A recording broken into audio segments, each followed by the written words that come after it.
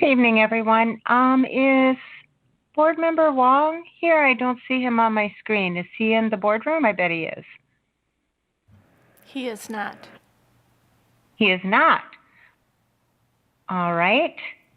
We'll just wait a few moments then.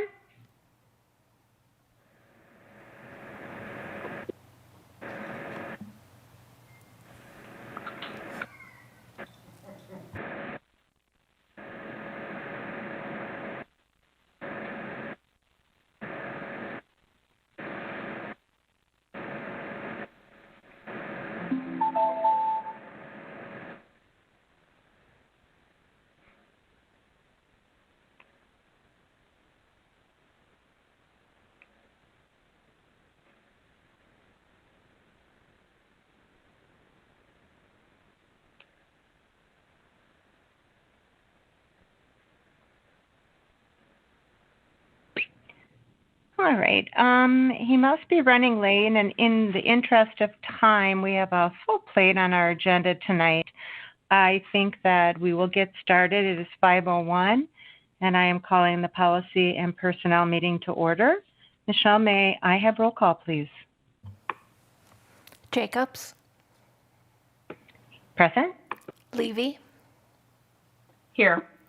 Wong. I have 2 members present, and Wong is not present. And both members that are virtual. Oh, I think he just joined. Wong. Oh, there he is.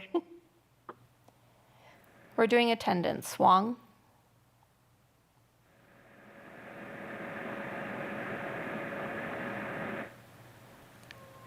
Roll call for Wong.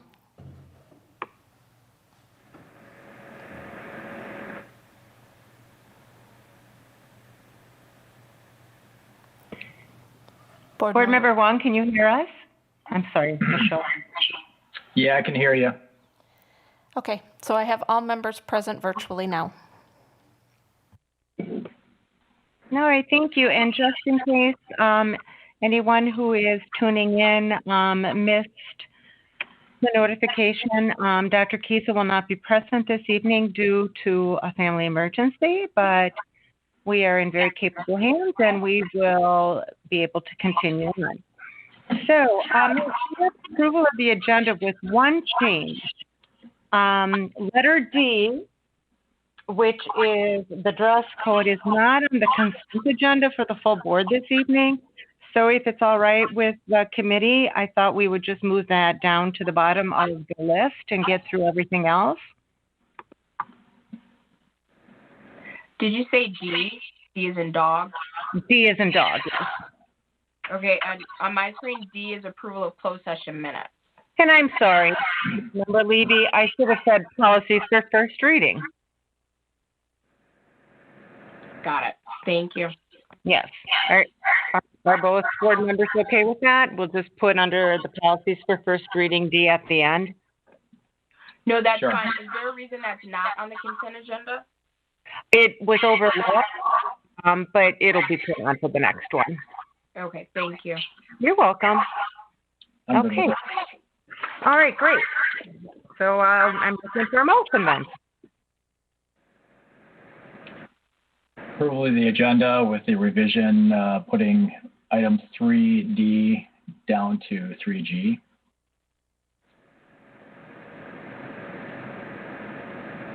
Second. Okay, we have a motion and a second for approval of the agenda with the slight change of moving 3D down to 3G. Is there any questions or discussion? Hearing none, all in favor of approving the agenda, please say aye. Aye. Aye. Okay, all opposed. So the agenda is approved. May I have approval of the February 9th, 2021 minutes? So moved. Second. We have a motion and a second for the approval of the February 9th, 2021 minutes. Any questions or discussion? All right, hearing none. All in favor of approving the February 9th, 2021 minutes, please say aye. Aye. Aye. All opposed? All right. The motion of the minutes passes. So we are now at personnel items. And letter B, February 23rd, 2021 employment recs, exhibits A and B.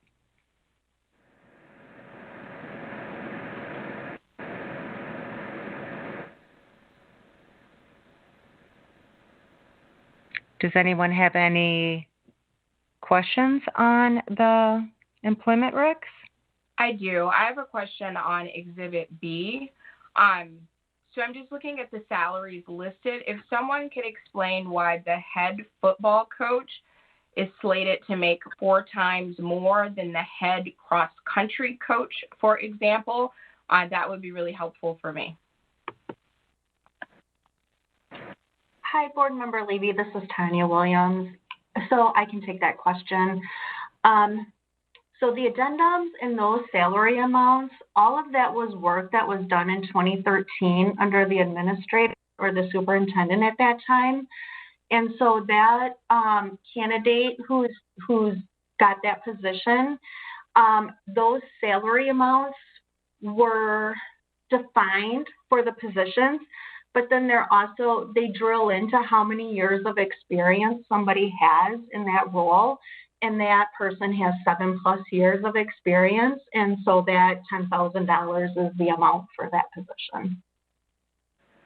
So let me ask this. Has there been the equivalent of a pay equity kind of audit done on our coaching staff? Because if you're looking at head coach position to head coach position, not taking into consideration the sport that they represent, it seems very off for me for one head coach to be making over 5 times more than another head coach. And I get experience counts, and I could see a slight variation there, but not to account for 5 times more from one head coach position to the next. Sure. Joanne, I saw that your screen is on. Do you want to take that one, or do you want me to take it? I can tell you, Board Member Levy, that I have been working with Joel Beard as the athletic director, and he has come up with different scenarios at rating our coaching salary addendums on a scale of length of season and all the qualifiers. COVID hit, and that has, of course, stopped that process, but I know he had worked with 2 prior HR directors as well before. So we're in the process of working on those to get them revamped, and it will be part of my budget committee work that we're doing as well. So I guess my last question, these are all 1-year contracts, correct? Correct. Okay. So Board Member Jacobs, if you are fine with the 2 items being separated, because one I will support, but the other one I won't, that's all the discussion I had. Just so that I'm understanding, Board Member Levy, then you'd approve everything but that? No, so thank you for answering the questions. That was helpful. If we could, because typically we'll do employee recs A and B, I'm just requesting that we separate them for the vote. Got it. I see. Okay, thank you for clarifying. Board Member Wong, did you have anything? Just a question, I guess, either for Ms. Armstrong or Ms. Williams. As far as, has there been any comparable salary arrangements or analysis with comparable, I guess, districts in the area regarding all of our sports? That is part of the work that Joel has been putting in and looking at what the other big 8 conferences are paying, as well as areas in our region. It's hard for us to compare some of our sports across there, but I apologize. I was not prepared to talk about that issue today, but I can get more information on it. We've worked on this spreadsheet a couple times before we closed, and I need to get back with him so that we can continue it now as we continue to go through this process. So I do apologize. I can't answer all the specifics off the top of my head right now. Okay. Any other questions or discussion, committee members? If not, I would be very open to having a motion made and having the motion do the exhibits A and B separately. I move that the Policy and Personnel Committee approve to move on to the full board Employee Recs Exhibit A. I'll second that. All right, we have a motion and a second to move to the full board the February 23rd, 2021 Employment Recs Exhibit A to the full board. Any questions or discussion? Hearing none, all in favor of approving the February 23rd, 2021 minutes, please say aye. Aye. Recs Exhibit A. I'm sorry, Board Member Levy. Oh, I think you said minutes, Employee Recs Exhibit A. I certainly did for the correction. I'll rephrase. I apologize. So I have a motion and a second to approve the February 23rd, 2021 Employment Recommendation Exhibit A. Any questions? Okay. Thank you. Hearing none, all in favor of approving the February 23rd, 2021 Employment Recs Exhibit A, please say aye. Aye. Aye. Okay. All opposed? All right. The February 23rd, 2021 Employment Recommendations Exhibit A passes. Now we are at the February 23rd, 2021 Employment Recs Exhibit B.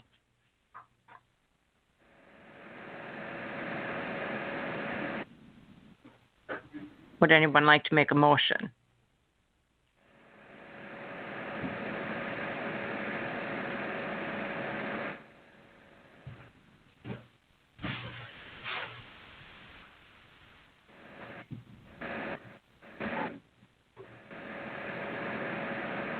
Further discussion? The only thing I have to add is that I'm just not comfortable with paying one head coach over 5 times more than another head coach. So that's not something that I can support. Thank you, Board Member Levy. Board Member Wong? I would rather just, it's not that I wouldn't support it. I would like to have some other information ahead of time before I'd be willing to accept that, I guess, at this point. I think that I know that there are some challenges as far as filling those positions, and I know that it's competitive and it is a long season. So I'd like to have just more backup information before I would be willing to support it and make a motion. Just for discussion, the other salaries do seem more in line with each other. I would be inclined to approve Exhibit B with the removal for now of the head football coach position. Board Member Wong?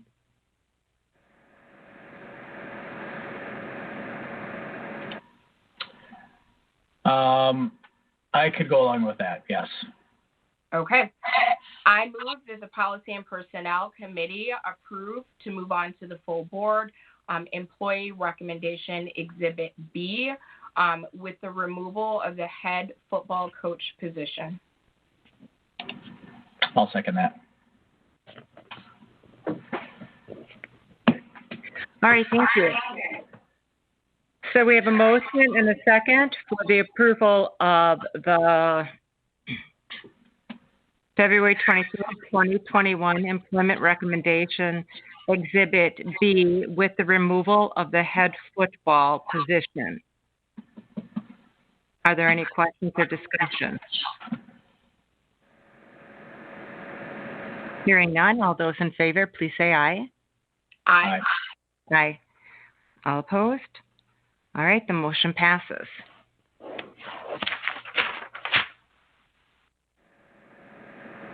We are now at letter C under personnel items, the February 23rd, 2021 Employment Information Report, Non-Administrative Limited Term Placements, Exhibit C.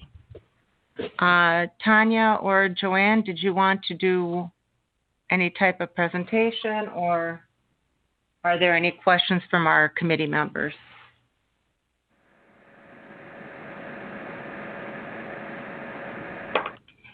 Exhibit C was an informational item for the board only.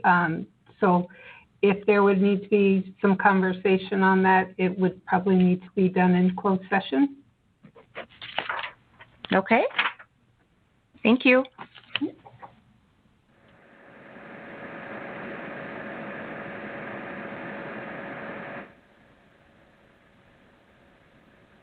Committee members, any questions or discussion or motion? I'm good. No motion is needed because it's informational. Right.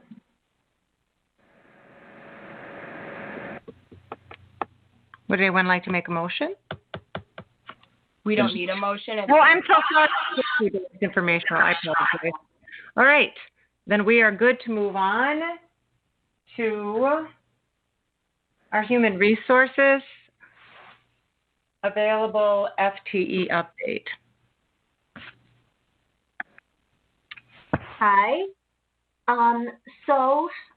My agenda item is informational as well. And so we had some FTE that had been left unfilled in our HR department.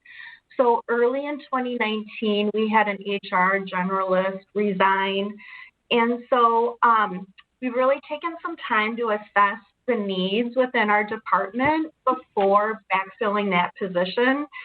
And in order to support the Board of Education's goals on recruiting diverse candidates, as well as having someone on our team support the systems and structures that drive retention efforts, we are creating a recruiter position.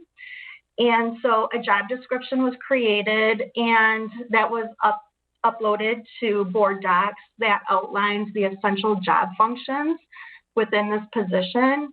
And we'll be moving forward with posting internally and externally and recruiting for that position. And guess I'll leave it open for questions or thoughts from any of the board members.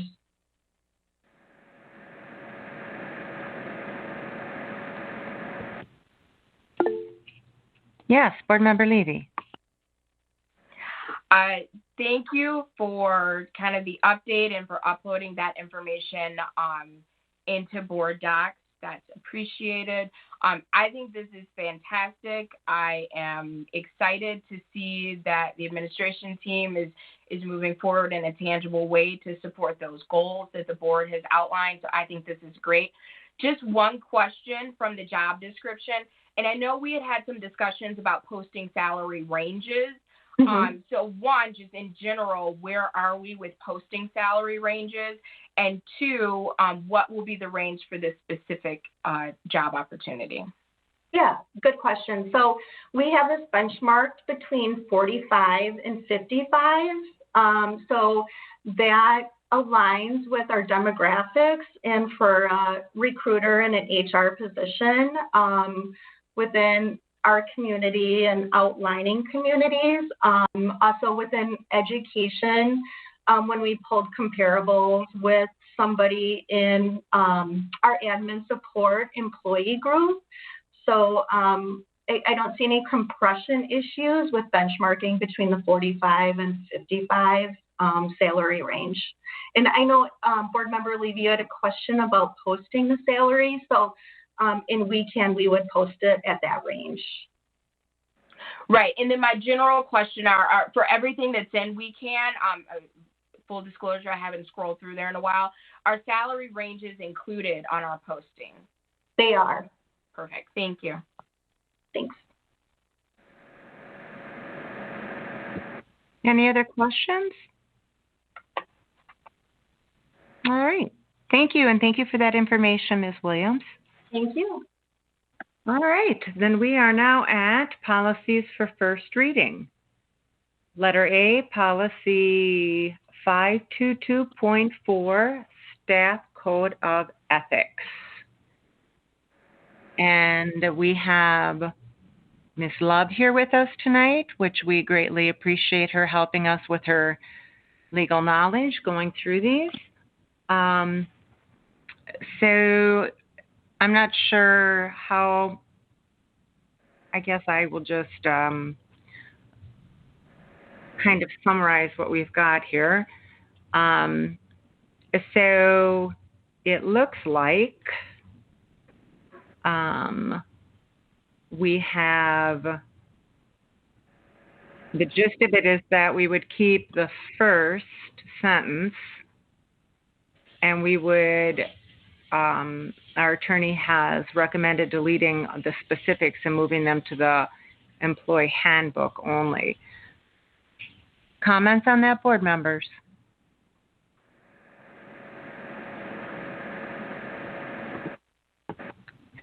Board Member Levy, and since I can see, just for ease tonight, since there's not so many of us, thank you for doing that, Board Member Levy, but you can just pop in. Okay, thank you. Sure. So here's my concern. So the Board of Education mainly focuses on policy, and we don't have jurisdiction over the handbook. So it makes me nervous if basically the only instruction that our policy gives is to refer to the handbook, because we're not in charge of writing, editing, maintaining that. So Attorney Love, what would be your recommendation so that we're clear about what we have kind of jurisdiction over without depending on something that we don't? There has been a movement with these policies, you're correct, to do a general policy statement as to, and some of them maybe need to be more specific, but the actual specifics, the definitions, which are like number 1 through 8, would more appropriately be in the handbook. Now, you could duplicate in both of them, but then you're trying to update and keep things current through both of them. It's generally better to have a broader policy statement as to what the board's policy is regarding the Code of Ethics. And I think the initial one is you expect people to conduct themselves in keeping with the Code of Ethics, and then you refer to the policy. If you wanted something that rather than the specifics, a more definite statement as your general statement, we could do that. Or you could adopt all the specifics. It's just often what has been found, and this has happened with a lot of the policies with the school district, is you make changes and then you make changes in the handbook, and then trying to coordinate both of those and make sure they're in compliance with each other and they're not running afoul of each other. So I know there's been an attempt to address that as these policies are addressed.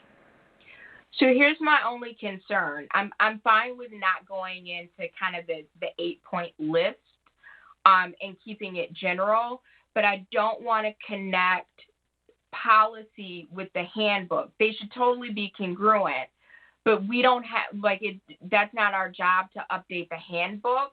So I don't want to be dependent on the handbook to dictate policy, because policy is our job. Does that make sense? I think that makes perfect sense. So without linking the handbook to policy, how can we make that general statement a little more robust so there's not a bunch of loopholes without itemizing? I think that if you said the Board of Education expects employees to conduct themselves, and then go to number 1 is kind of a more general statement, with honesty, or conduct business honestly, openly, and with complete integrity. That kind of encapsulates what you're looking for and what ethics means. And then the rest of the numbers would be more an elaboration of that general statement. Ms. Love, so I like that. the employee handbook list, I'm just curious, would you recommend that the employee handbook list all 8? Or Board Member Levy, would that go contrary to what you're trying to accomplish here? I'm fine with the employee handbook listing all 8. Like that's fine. My only concern is, let's say the employee handbook didn't exist. I still want policy to be clear. I'm not comfortable with saying the code of ethics outlined in the employee handbook because we don't have jurisdiction over the employee handbook. So if that changes, that now changes our policy. So that's why I want that separation. Okay, thanks for that clarification. Committee Member Wong, do you have any comments? Is there any way to include like a reference to the employee handbook without, saying, I don't know, without tying it directly to the policy? I mean, I think you can always reference it either, you could say, see the employee handbook for further detail, or in some of the policies or many of the policies, we have cross-references at the bottom of the policy to either legal or other policies. And you could just reference the employee handbook at the bottom if you wanted to do that. But I'm not sure that I understand that Board Member Levy is looking for them being separate, I believe. And so that's really a policy decision. It's not a legal decision as to whether you cross-reference them or you mention the handbook at all. Okay, thank you, Ms. Williams. Hi. So we have a staff handbook work group, and we had our kickoff meeting last week. And so with this work group, we have employee representation across the district. So one of the things that our ambassadors are doing when they represent their employee groups is they're going back and they're soliciting feedback from their colleagues and then bringing it back to us facilitators with the work group in hopes that everybody has a voice in this process. One of the things that was discussed with the handbook is that it would be a digitized copy. And so when we are referencing like a policy or the content itself, if we're linking it to policy or if policy on board docs is referencing the staff handbook, hopefully we have that connection embedded there when we look at the handbook being digitized. So I wanted to at least provide some context around that and kind of that direction we're going with the handbook, and then also that that whole process of employee representation for that work group is in the works as well. So Attorney Love, if policy 522.4 only said the Board of Education expects employees to conduct themselves with respect to their work honestly, openly, and with complete integrity, and you have an employee that an administrator deems is not doing that, and they say this is the policy that you are violating, is that statement robust enough to, and of course it would be detailed and you have to have evidence, etc., that in openly and with complete integrity and honesty could become subjective and cause an issue? Well, I think that could be the policy statement, but then your employee handbook is going to have items 1 through 8 that are helping define for the employee what the expectations are, that provide further definition to honesty, openness, and integrity. Okay, so let me ask this. If there is an infraction, because that's when policy like this is going to come into play, the administrator who's dealing with the situation would use policy and the handbook. Correct. Okay. then I would be fine with keeping the policy general. And again, I wouldn't like to link the policy to the handbook because that we don't have any control over what the handbook says. I don't think it would say anything inappropriate or out of the way, but just that we don't, like, that's not our thing. I'm not comfortable with the two being linked, but with it being general, I'm fine with. Thank you, Board Member Levy. And Ms. Williams, thank you for your comments earlier as well. Thank you. Board Member or Committee Member Wong, I see you studiously looking at your computer. Well, I'm just wondering if, so Board Member Levy, would so you'd be objecting to any reference whatsoever to the handbook in the policy itself? Correct. I feel that they should be congruent. I totally think they should be used together. But okay, if I say we're going to handle all of our meals like Board Member Wong does at his house, all right, that could be cool. But if you decide I'm only eating chocolate, nothing else, well, now I've linked the two. I don't have any control over what happens, but now I'm connected. Absurd analogy, granted, but I'm just not comfortable with linking documents that we're responsible for to documents that we're not responsible for.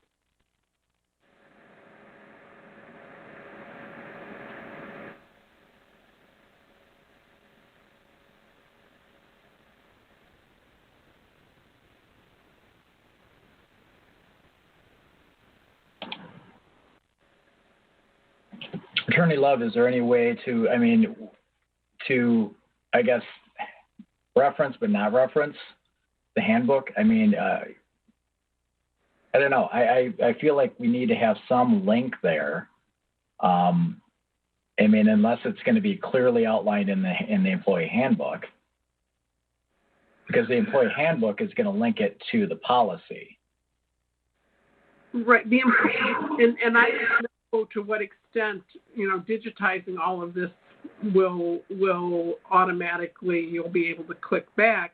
But certainly in the handbook, there will be a section in the handbook that will say, that will be called Code of Ethics, and we'll have all of we'll have the general policy statement, and then all of the detail, the specifics that give examples. So the handbook is going to reference back to the board policy. The only thing that I could suggest is to not include it in the body of the policy itself, but in the section at the bottom that talks about cross-reference, where you can find other things that are related to that policy. For example, you don't have anything to do with the legal standards that might dictate it, but we reference it at the bottom. So the same could be said for, you could reference employee handbook or without adopting that in terms of in the policy statement. Thank you, Ms. Love. Board Member Levy, would you find that acceptable, or do you just not want that there at all? Well, my preference is to not have it, and I appreciate you bringing up that point, Attorney Love, but like law would trump our policy, but the handbook wouldn't. That's why I'm fine with like legal documents and other policies being referenced, but I think you would run into the same issue.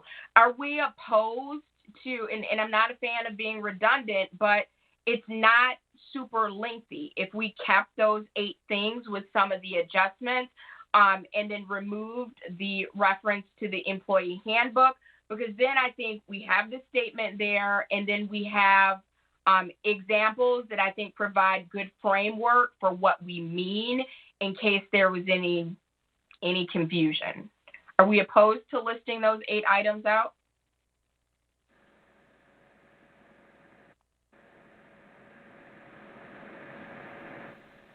From a legal perspective, there's no issue with it.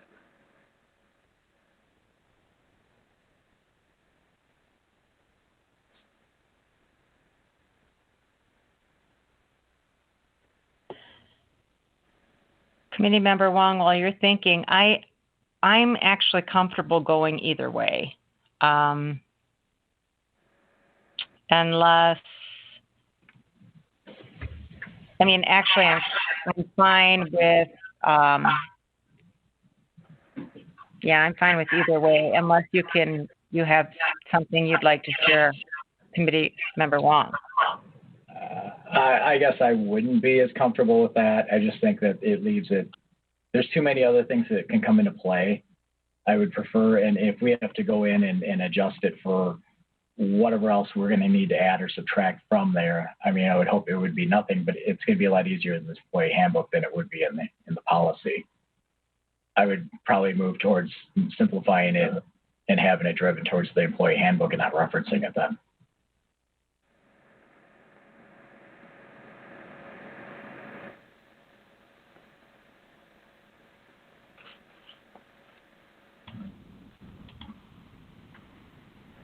So sorry, this is Joanne. I am looking at those 8 items, and in looking at some of them, they are redundant actually in other policies. So we have some in this 600 series that talk about accepting gifts or free services, which is number 5 on here. And then we also have policies on nepotism and things where you have family members with conflicts of interest, both in the board policies and in the staff groups. So I think some of these are already identified. The use of property for official activities, those are in our, I think it's 700 policies. I'm trying to jump around, I apologize. But so I think most of these are already addressed in essence in other policies as well. So listing them here is just, it's going to be another cross-reference to another location. Does that make sense? It does to me, and thank you for that input, Ms. Armstrong. Attorney Love, can we marry kind of the best of both worlds? Can we keep it general, not reference the handbook in a way that we're obligated to it, but to list it as a potential helpful reference?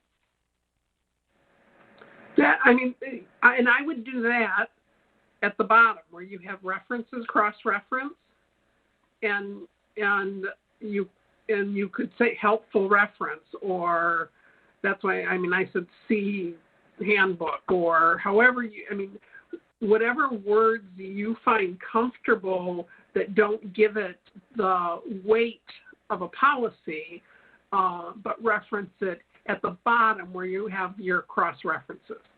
I think that's perfect.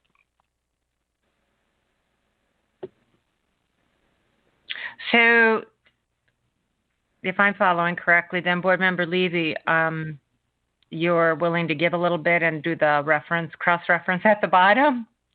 Of course. So I would say we go with that, merging the statement that's there with number 1. And then when we cross-reference things, you can put the employee handbook, but somehow we need to know, like, this is a potential helpful reference. This does not trump policy. Like when we list the law would trump policy if it was ever incongruent, but the employee handbook would not. Okay. Committee Member Wong, is that a compromise you can live with or no? Yeah, it's fine. Yeah, that's the direction I was going to begin with. So. Okay, awesome. Ms. Scholl, could you be so kind as to read back what you have gotten written down? I have that the policy will read, the Board of Education expects employees to conduct themselves with respect to their work honestly, openly, and with complete integrity. And then we'll be adding a cross-reference to the employee handbook as a helpful reference. Thank you. Okay. One other point before we leave this, Board Member Jacobs, could we, in the description of somewhere in policy, there's like a decoder ring and it says this means this, updated or active or whatever. Could we list it like references to the employee handbook? Just be very clear. They don't trump policy, but the intention is that they would be congruent with policy. So we kind of clearly state that, because I think that's going to save us time when we move forward. Instead of referencing the handbook in the policy, we just cross-list it at the bottom with that little note.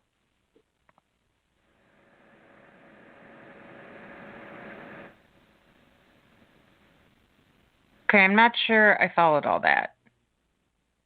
Sorry. Okay, and Michelle may be able to word this better than I am, but it's my understanding that at the beginning of the policy, like when you crack open the policy book, there's like updated means or last revised, like it tells you what the abbreviations mean. If we could somehow explain there, like the conversation we just had, so people understand, like it is our intention that the employee handbook is going to work in tandem with policy.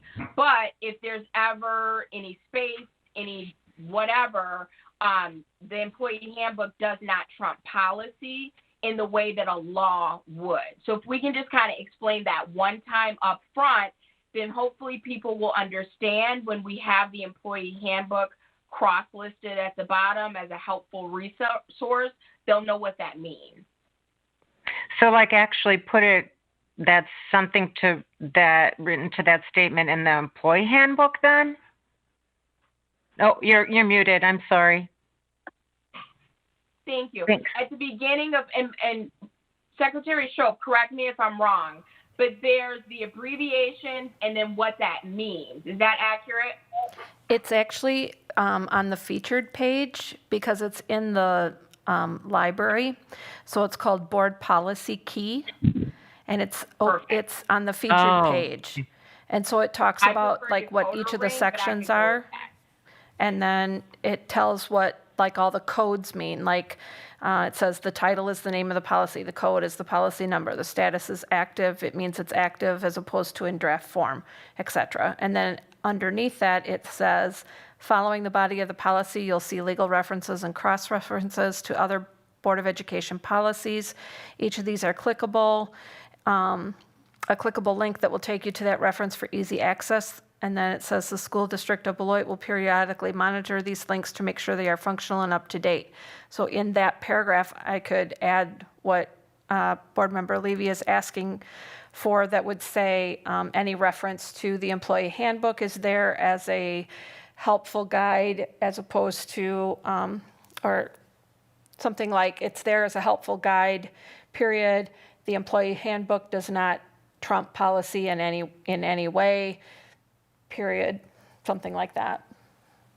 That'd be perfect. I'm good with that. Board Member Wong? Yeah, that's fine. Okay.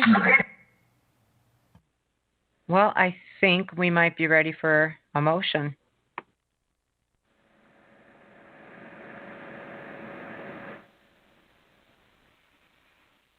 Does it go to the board for a first read? I do apologize. Yes. Okay. I move that the Policy and Personnel Committee move Policy 522.4, Staff Code of Ethics, onto the full board for a first read. Second. Okay, I have a motion and a second for Policy 522.4, Staff Code of Ethics, to go to the full board for a first read. Any questions or discussion? Hearing none, all those in favor, please say aye. Aye. Aye. All opposed? All right. The motion passes. All right. Awesome. Now we are on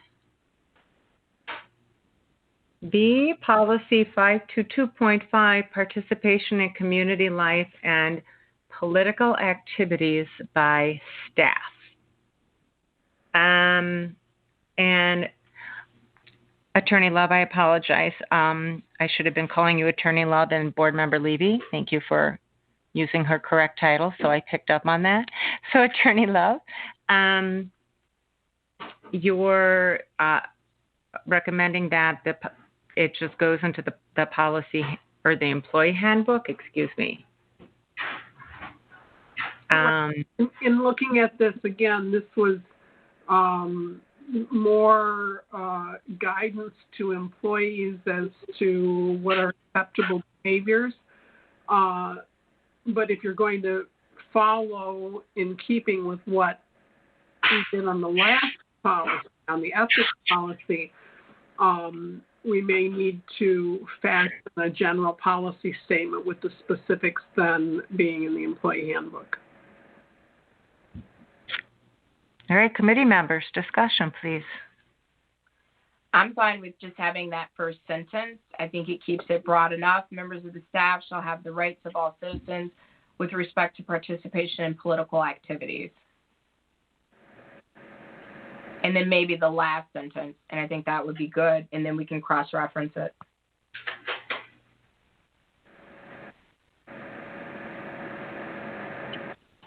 That's fine with me. Keeps it pretty general and then just drive the meat of it to the employee handbook. All right, so Ms. Shope, did you catch that? I don't know how you do this so quickly. I surely appreciate it. Could I please, my only concern Yes. with adopting that first sentence and the last sentence only is that while it's true that the policy recognizes the rights that the employees have that are equal to all citizens, it also, there are limitations. You can't use school property, you can't do it during work hours. So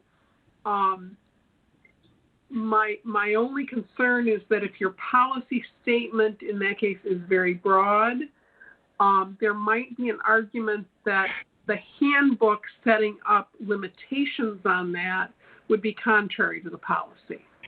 Thank you, Attorney Law. That's a good point. And is it still not legal, if that's the correct terminology to use?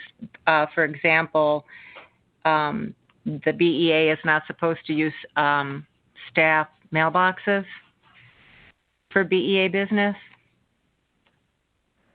Would it be along those lines?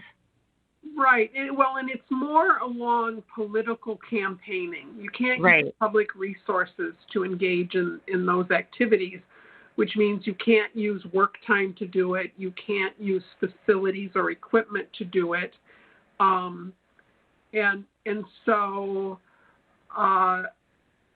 that's what this statement, if you take it as a whole, says. Okay. So you know where I'm going to go now, Attorney Love. Can you give us some idea of how you would recommend it being rewritten?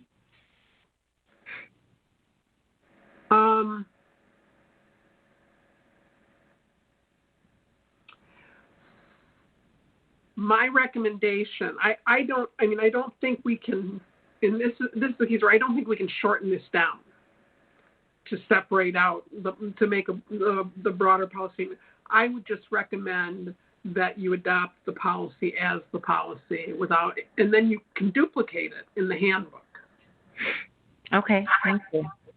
Commissioner Wong. So you're saying all the red that's out right now, we just include it all in there? Correct.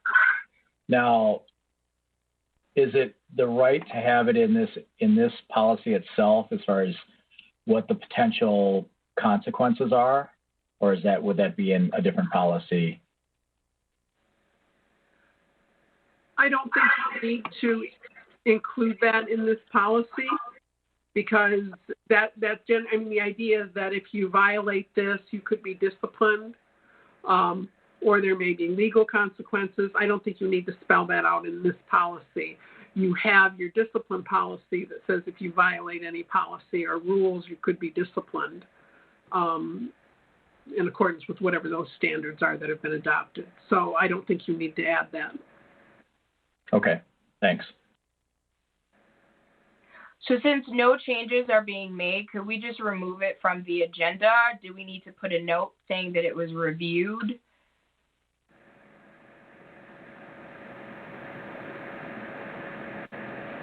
So we're going to go back to keeping it all, and we reviewed it. So are you asking Board Member Levy then, do we need to actually even take it to the full board? I would say no. If it's just being reviewed, if no changes are being made, can we just remove it from the agenda with a note that it was reviewed February 23rd, 2021? I'm fine with that, and I believe Attorney Law, that's... Right, I don't see any reason that you would need to take it to the full board since you're not making any changes. All right, I'm just going to make myself a note then that needs to be taken off the consent agenda then tonight.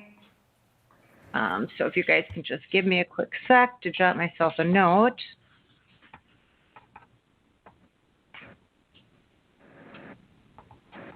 Okay, we'll just take that off the consent. I'm sorry, Committee Member Wong, you're in agreement, correct? Yes. Okay, great. All right, awesome. Well, it was awesome. I think I just lost my screen with where we're at. Great, I did. You can give me just a second, everyone. Actually, Vice Chairperson Wong, do you want to go ahead and read the next one while I'm trying to get my computer back up, please? Excuse the interruption. I have one quick question about that policy. Yes. The cross-reference says BEA agreement, which no longer exists. Do you want me just to completely remove that, or do you want me to put the handbook down if we think there's going to be information duplicated in the handbook? I just wasn't quite sure what to do with that. No, that's a good question. Attorney Love, do you have any thoughts on that? Yeah, I think on the cross-reference, anytime there's a change in document, and in this case, an agreement that's no longer in existence, you would want to remove that just for purposes of keeping things current. And the cross-reference, if you're going to have the proviso in the beginning of the policies that says any cross-reference that you're offering that for advice, you could add it as a cross-reference, the handbook here, but since it's an exact duplicate, I don't think you need to look to the handbook for anything further. So if you want to cross-reference the handbook with every policy, you can do that. But you may not need to do that if there's no change from the policy statement and the handbook statement. Okay, thank you. All right, thank you both. And board member or committee member Wong, I got my screen back up. And so are we ready to move on then to letter C? Okay. Policy 522.71, social media guidelines for staff. All right. So this is a long policy. And personally, I don't care for long policies. Very wordy. This was tabled by the Policy Personnel Committee on April 7th, 2020. And we do have, I guess we might as well just kind of start at the top, if that's all right with committee members. All right. So on the first paragraph, Board Member Levy, you had a question. What does it mean to regulate someone's social media? Yes. So the sentence is, however, the district may monitor and regulate. That's a good question. What does regulate look like? Well, if you read the entire paragraph, it says regulated employees' social media activity when circumstances requiring regulation are present in the district. And I think what that means, and we can certainly clarify it, but the rest of this policy provides a lot of detail on what the expectations are that guide social media use. So regulation would be looking at everything else that's there. And by the way, in the original Our recommendation was that this be moved to the handbook, and I would encourage that in this case you have a general social media statement, and then the rest of this is addressed in the handbook. And that's what regulation means, is you look at all the specifics that would then guide whether an individual's conduct on social media as it relates to their job needs to be curtailed or whether they need to be disciplined for it. That's what regulate means. Thank you, Attorney Love. Yes, Board Member Levy. The reason I asked about regulate, so for example, if there is an employee that's doing something that administration deems is inappropriate, administration can't make them stop doing that. They can apply consequences for doing that up to and including termination, but that's why regulate threw me off, because we can't do anything about someone. So we can look at it, we can review it, but to say that we will regulate it, that puts me in the mind of, and I could be wrong, I will limit your use, or I will shut it down, or I will suspend you temporarily from this platform. That's what I think of when I think of regulate. So for me, it just seemed more appropriate to say review. Okay. Committee members, what do you think of Attorney Love's suggestion of just doing a nice blanket statement and then including all of the rest of this in the employee handbook? I would be in agreement for that. I think we're going to get too deep in the weeds on this and try to control too much. And yeah, I would definitely be in agreement with that. Okay. Theoretically, I think that would be great, but I haven't looked at the handbook in a minute. Are the items in this policy already covered in the handbook? Because again, we can't dictate what they put in there. Ms. Williams or Ms. Armstrong, could you weigh in on that? So I think there's a lot of line items within this policy itself. I think there probably are some redundant items as well, but I can't probably point you in specific directions. I think we would have to, when we're looking at like our final draft, making sure that we're not referencing things in a redundant way, but you know, it's part of the cleanup process of the handbook as well.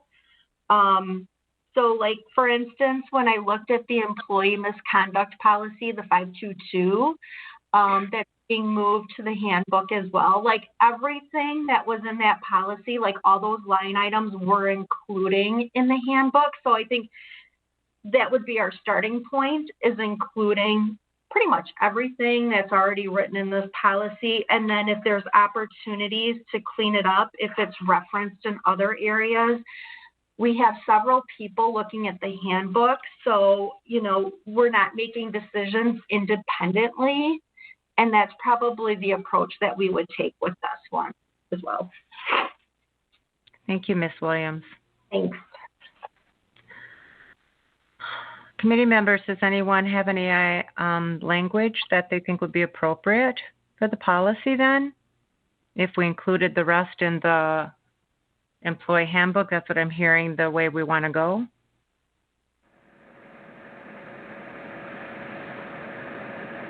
If I could offer a suggestion. Oh, yes, Attorney Love, please.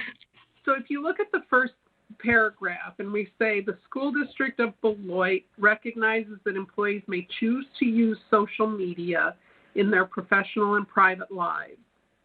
Generally, the district will not regulate an employee's personal use of social media. However, the district may monitor and review an employee's social media activity when circumstances requiring regulation are presented to the district.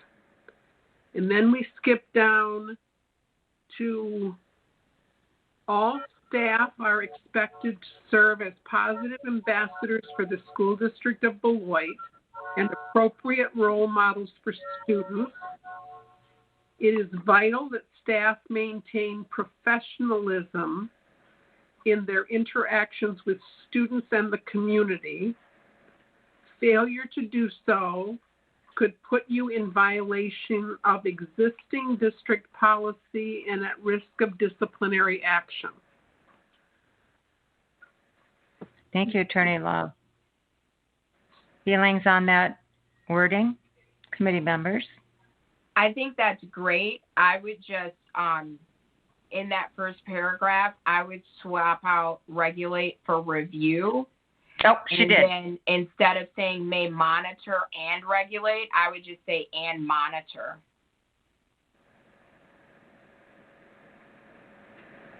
I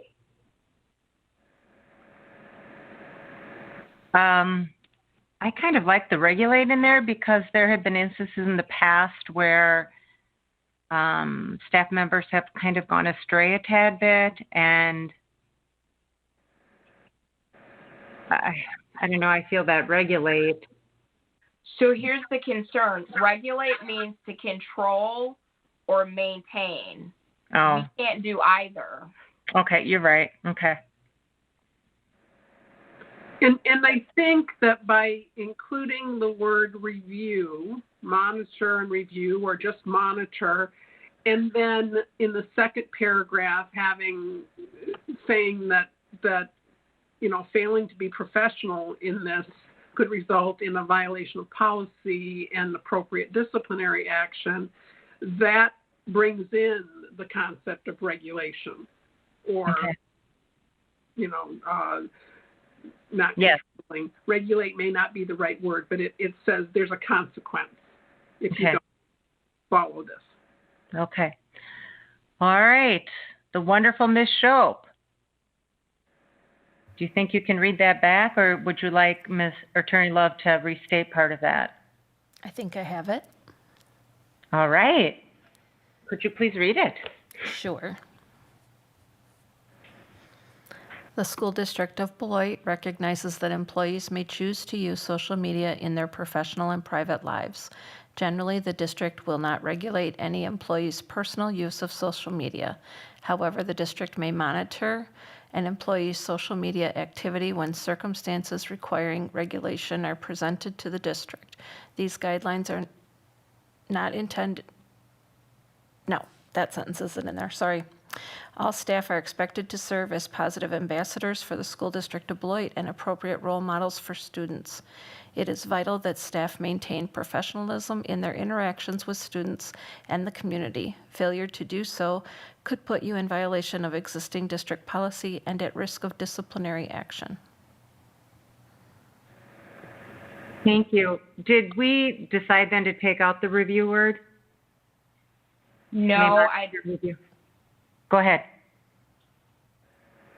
Go ahead, board member, maybe. Oh, I thought we were replacing regulate with review. And Attorney Love, I think you had stated that as well, correct? That's what she stated from the beginning. Right. So, so Ms. Shope, if we could, because I maybe you said it and I didn't catch it. Can you just read the first paragraph again, please? At the sentence where it says, however, the district may monitor and review an employee's social media activity when circumstances requiring regulation are presented to the district. Yes. Then jump to all staff. Is that no, correct? If we move up a little bit, when it says generally the district will not review, and then if you go down, however, the district may monitor, and we don't even have to worry about review again. And then an employee's social media activity when circumstances requiring review are presented.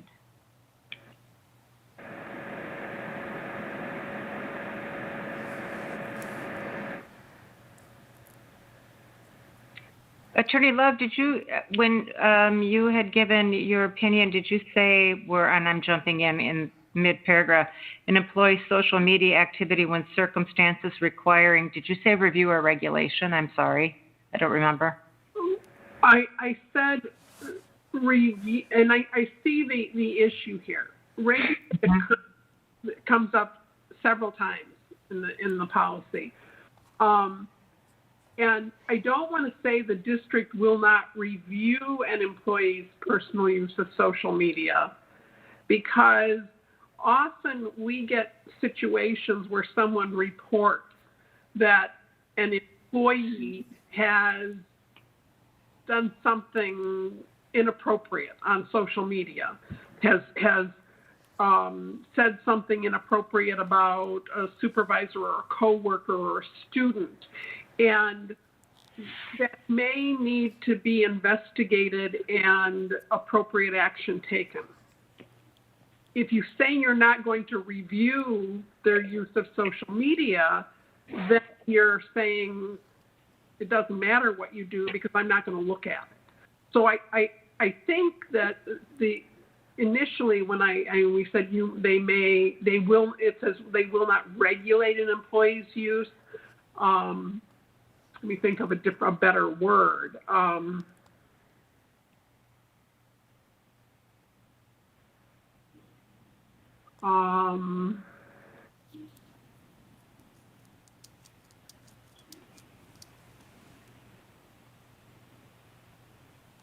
Attorney Love, may I ask a question?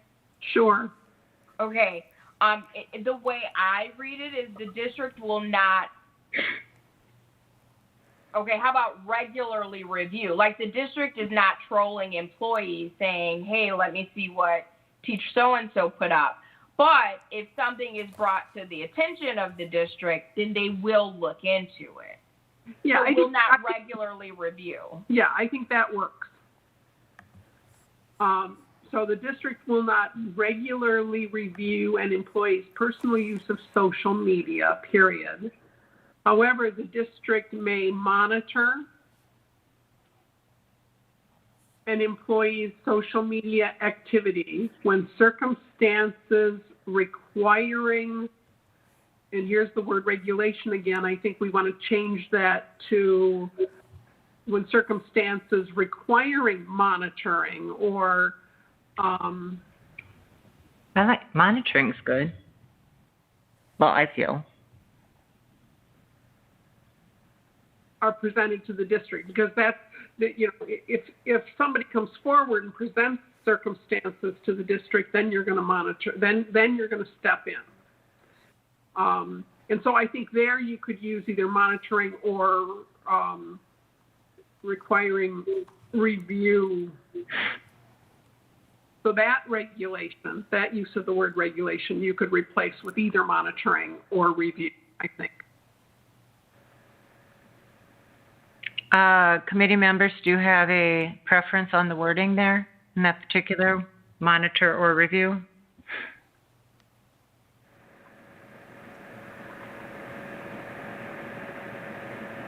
Either one is fine for me.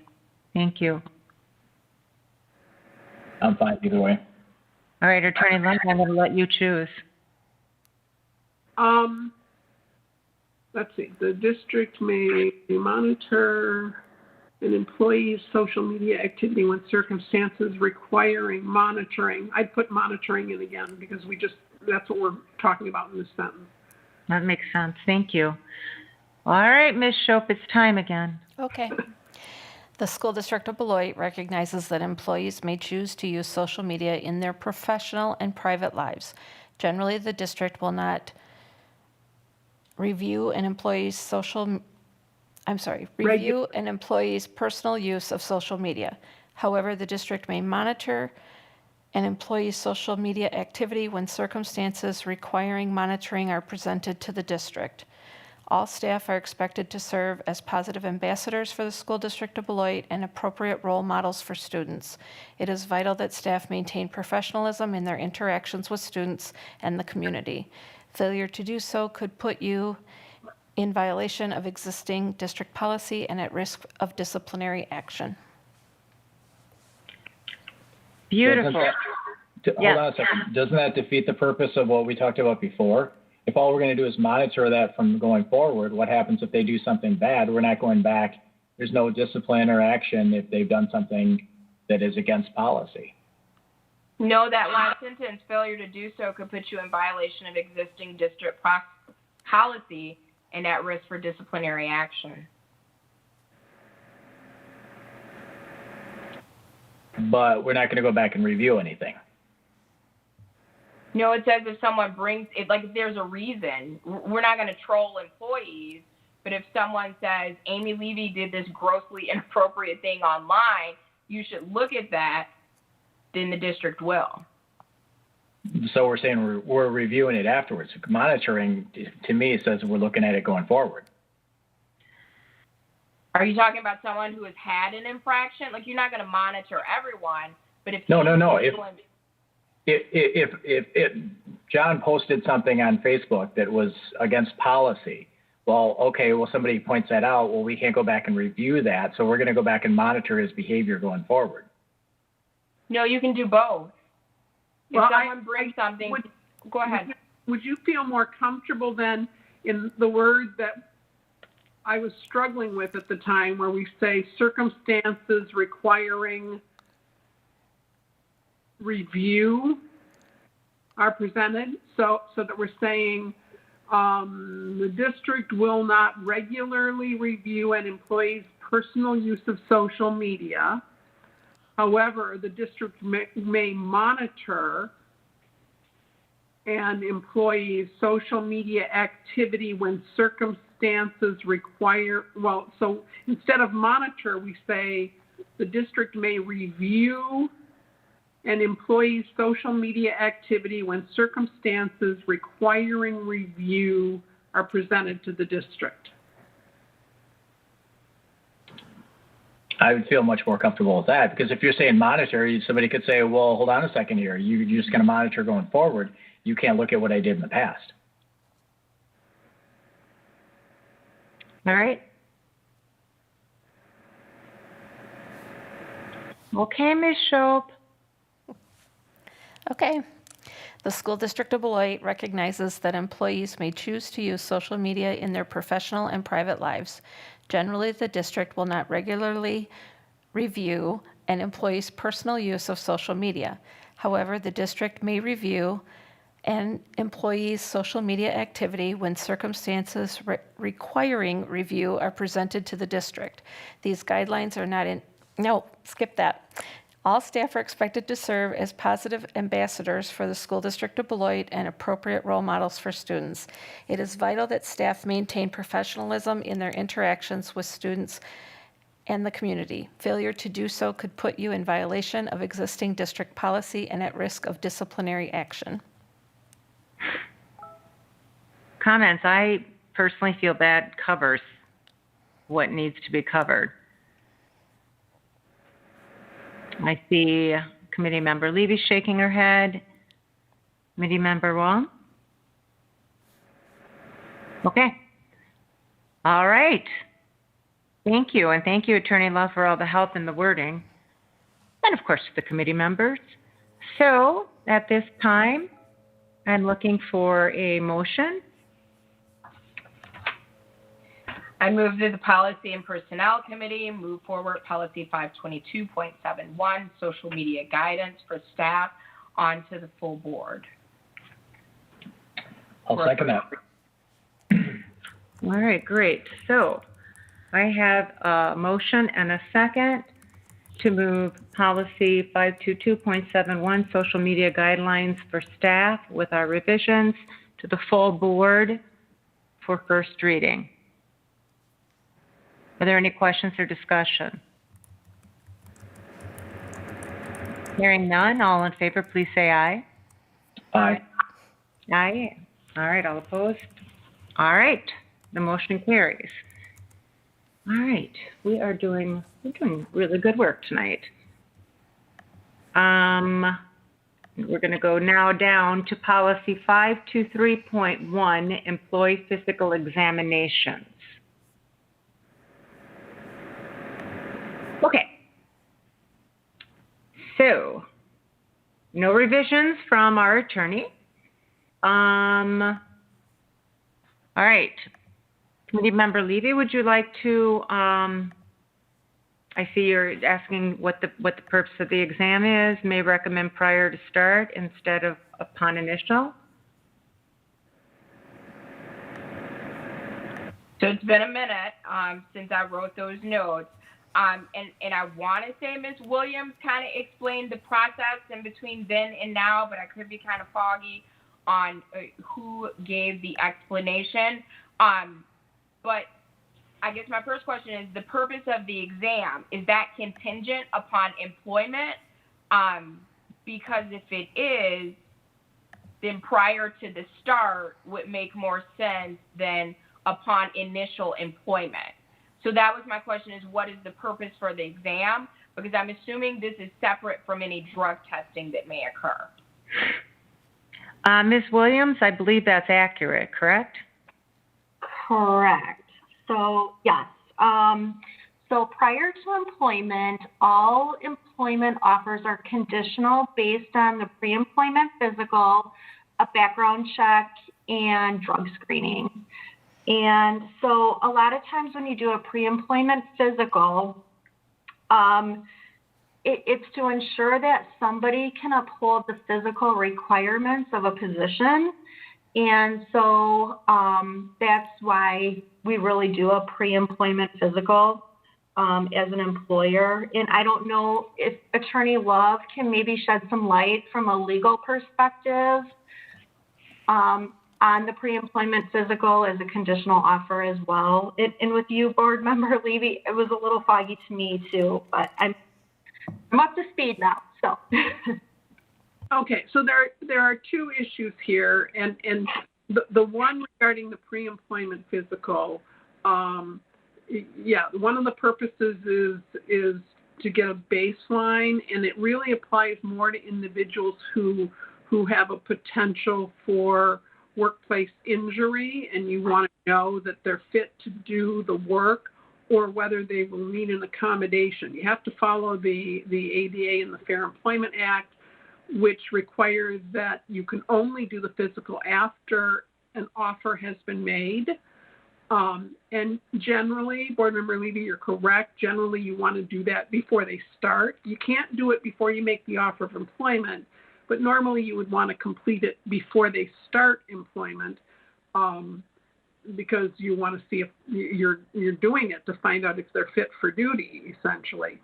The other piece of this is that there's a statutory requirement that you complete an assessment for tuberculosis in an infectious stage. And that's all laid out by statute. I think the policy has the statutory reference in it. And so most of the language here addresses that, and while it may not mirror the statute exactly, it says that, you know, we're going to check for this because you have to. That's what's required. And you can, and there's an exception in the statute for someone who has a religious exemption, but it's not an absolute exemption, because if, and I'm looking at some of the questions that were asked, if someone has an objection to submitting to the examination, however, you have reason to believe they may not be, or that they may be a risk to others in the workplace, then the exemption will not apply to them. So that, I don't know if there were other questions in here, but that's the general rule, is that you can do the physical exam. You have to do the test for infectious TB. So just for clarification, Ms. Williams, did you say that all job offers are contingent upon, like, I get the drug screening, but also a physical exam? No, not the physical exam, because really, so all offers are conditional. However, if somebody in their pre-employment physical came forward and notified us that they may need an accommodation to fulfill the scope of their role, then we would work through the ADA process to determine accommodation for them to do the job safely and effectively. Okay, then I'm fine. That makes more sense to me. I'm fine with initial as opposed to prior, as long as the offer has been made and then the physical is happening.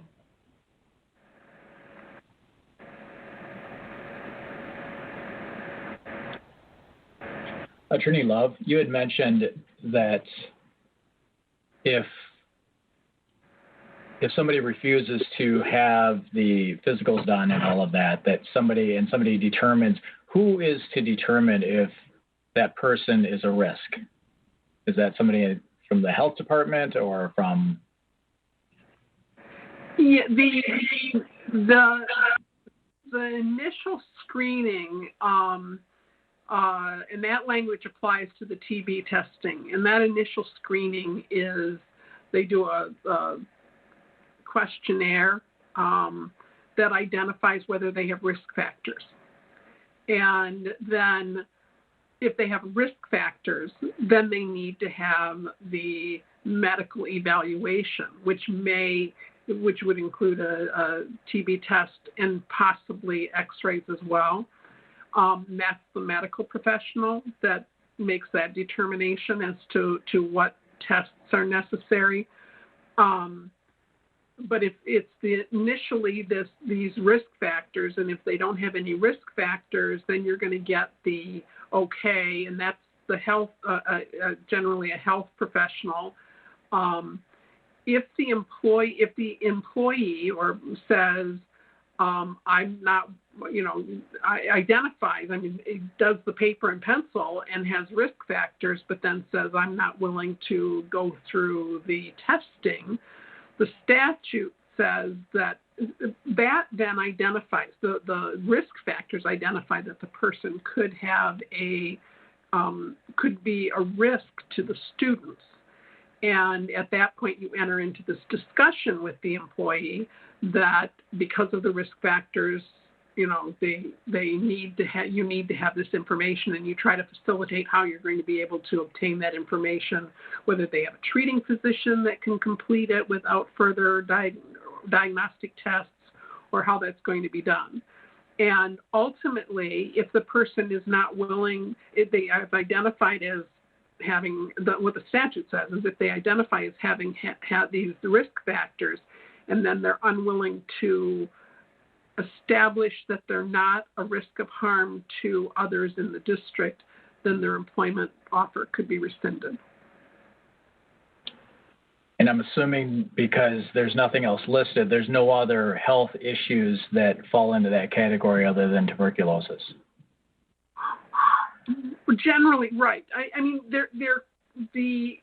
other medical conditions are going to fall are going to fall under the ADA and the Fair Employment Act analysis, but we have a specific statute that deals with TB. Thank you.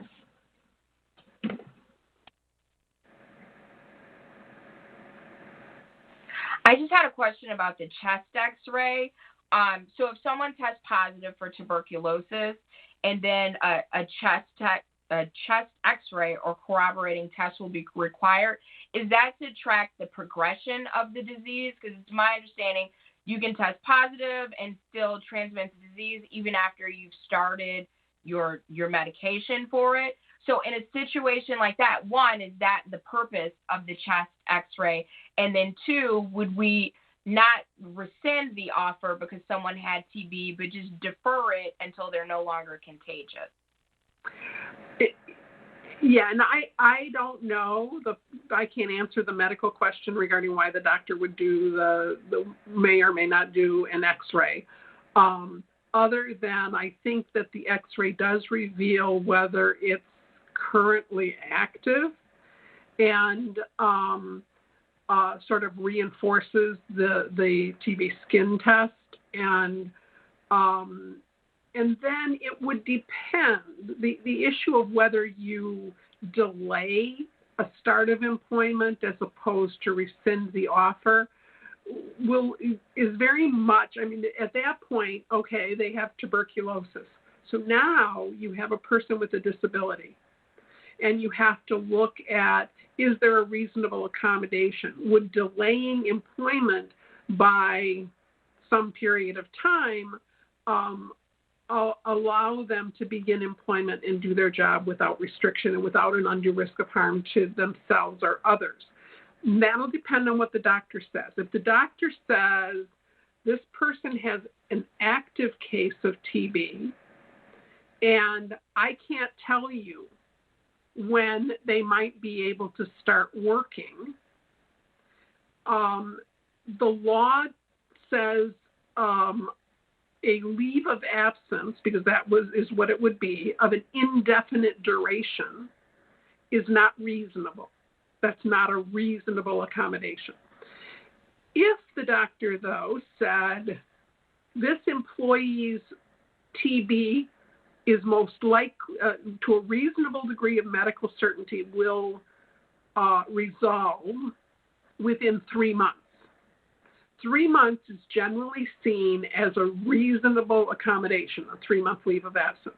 So in that case, you would delay the start of employment until or put them on a leave of absence as an accommodation for 3 months until it resolves. And then you get a new medical to see, has it resolved? Can they safely perform or not?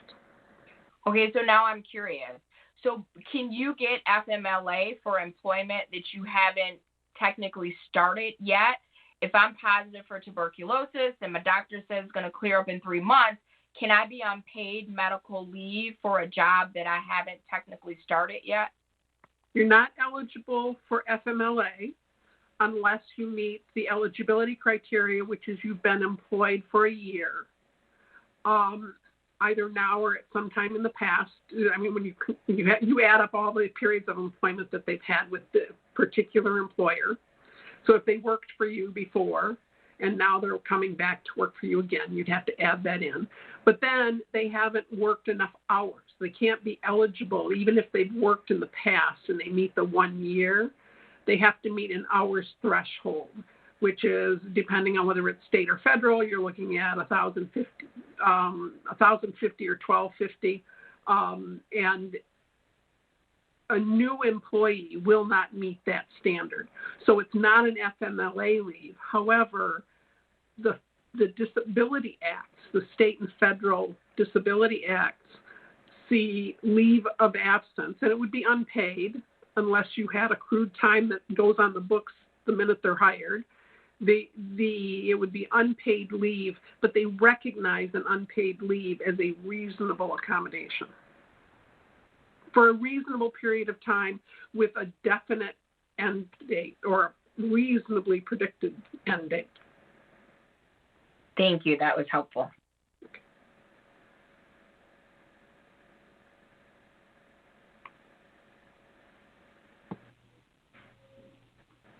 So committee members, how do you want to handle this policy then with the wording? And thank you, Attorney Love, for all of that information. You're welcome.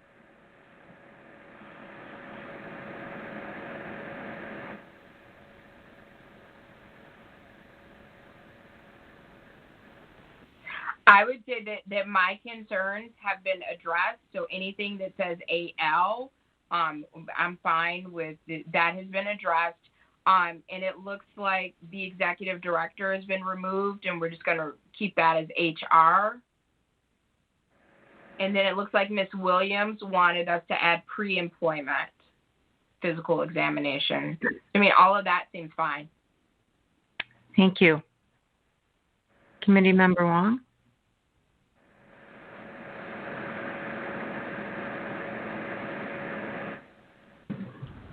I'm fine with the way it is. I mean, with those changes that Board Member Levy had outlined there. So are we okay if somebody would come up with the TB, would be positive for TB, we don't say what would happen in our policy? Do we need to? Well, it says if they test positive, then we have to do that, not we, but the physician would have to do that chest x-ray. I mean, I don't know if we need to elaborate, like, to determine if your TB is active and what the appropriate course of action would be. But I think we do address it. We just might want to clarify. Thank you. Attorney Love, do you think it's all right the way it's stated, or you had mentioned earlier that it would be considered if someone was still contagious, it would be disability, and correct me if I'm wrong, but we do have policy that should cover that, correct?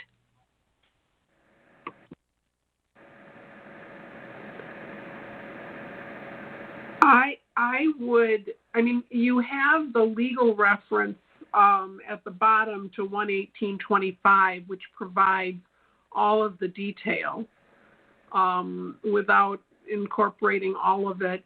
The only thing I could suggest is, I don't think you need to provide any further clarification within the body of the policy. If you wanted to, I would suggest that you just add the words into the body of the policy in accordance with the requirements of Stats 11825. Okay, thank you. And I'm personally fine if that will cover us with the Americans with Disabilities Act of 1990. So I think, Ms. Shope, would you mind reading our policy to us? Sure. My only question is, how is it starting? Is the upon initial gone? And because the first word I see as the first word in the policy is employment. Yeah, I as well. I think, Tanya, did you, or Ms. Williams, are you the red? Did you cross out upon initial? No, I don't believe so. Okay. Is that a problem, leaving that in upon initial?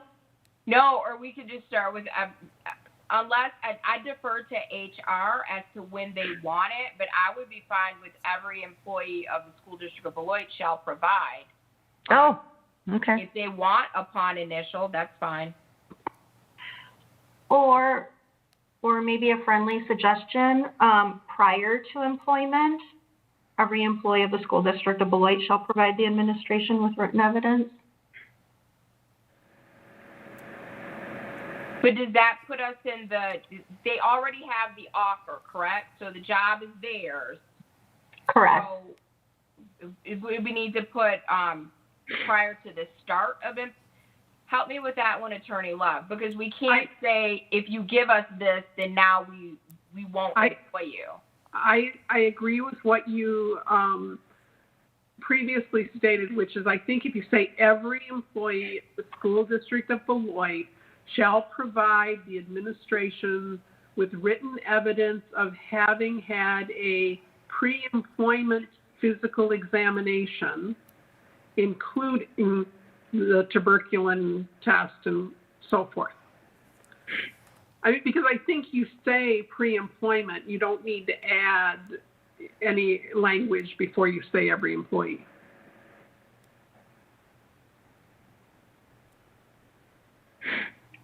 Thank you, Attorney Love.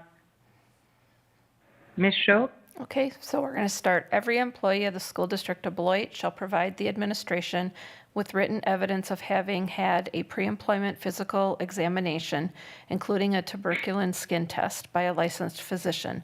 Such examination shall be taken before the opening of school for the year required, or in the case of an employee new to the district after that time, as soon as becoming employed as is practical, prior to the start of employment.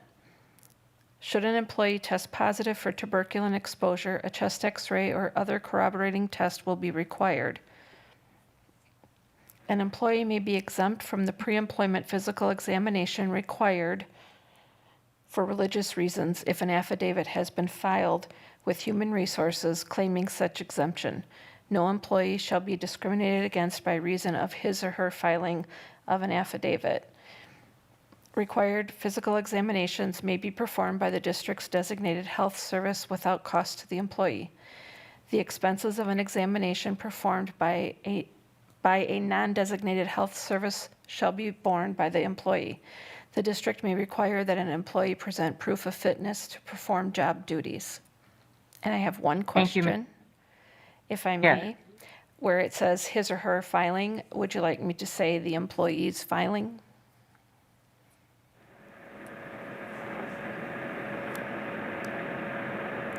Committee members? fine with keeping it general. Yeah, that's fine. Okay, great. Thank you. Oh, and just one thing, my comment in green that says prior to the start of employment, I think is redundant. So I'm fine with admitting that and just saying employed as it is practical. Okay.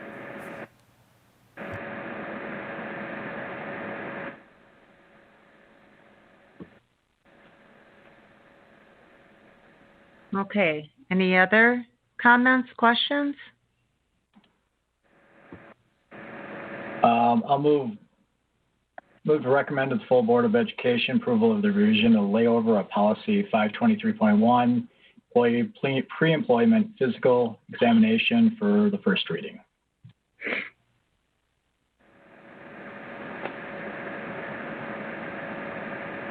I think it's just employee physical examination, not pre-employment, but second.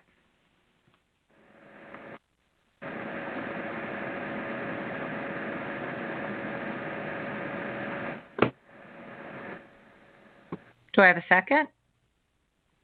Yeah, it's just employee physical examination. Oh, yes, ma'am. But yeah, Okay. All right. So we have a motion and a second to refer policy 523.1 employee physical examinations to the full board for first reading. All those in favor, please say aye. Aye. Aye. Aye. All opposed, nay. Okay. So that will go to the full board this evening. I'm looking at the time. It's 6:36. Would committee members be all right if we made yet another adjustment and would go down to letter G, policy 44? Well, I know we had changed D to G, but if we skip policy 523.2, employees occupationally exposed to bloodborne pathogens, and go to policy 447.1, use of seclusion and physical restraint. My understanding is this that Mrs. Beavers is here to present, and that this is an annual thing that we need to look at. Our committee members, are you all right with us doing that? In the interest of time? Great. Okay. Ms. Beavers, hello. Good evening. Thank you. I just want to clarify, this is not an annual update. This is just an update to policy as a result of updated legislation. Oh, thank you. My apologies. Thank you for clarifying. Yep. So I'm hoping that you had a chance to review the policy that was uploaded into board docs. I just wanted to remind everybody that this is a policy that is applicable to all students, not just our students with IEPs, and it also includes our students who are privately placed by the district. The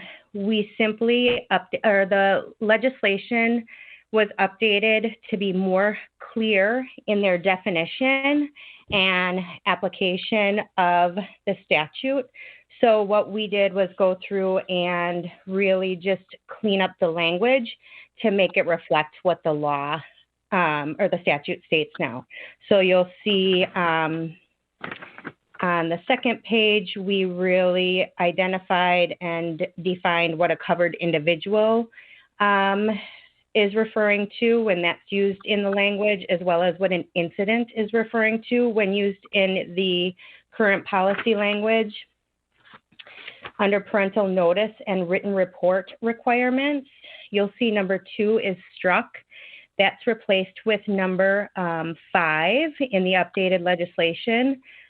Prior to the update, parents were to be provided notice that they could have access to a report of a seclusion or a restraint that took place in the school, and 5 now states that within 3 business days, the parents must be provided with a copy, not just made aware. Number 6 under parental notice and written report requirements is also updated. There is an annual report that's provided to the board. The date change, it used to be September 1st, is now October 1st. And there's a new report requirement, which is they're now our guide, and that has to be done annually by December 1st as well. IEP requirement updates. Instead of holding an IEP meeting after your first incident, after the second, you are now required to hold a meeting, and rather than use the language of seclusion and restraint in the IEP, you're supposed to conduct a functional behavior assessment and include positive behavioral interventions based on the function of the behavior that may have caused the seclusion and or the restraint. And then the training requirements, you'll see 1, 2, and 6 are new training components as per the legislation. And I believe that's it. Are there any questions?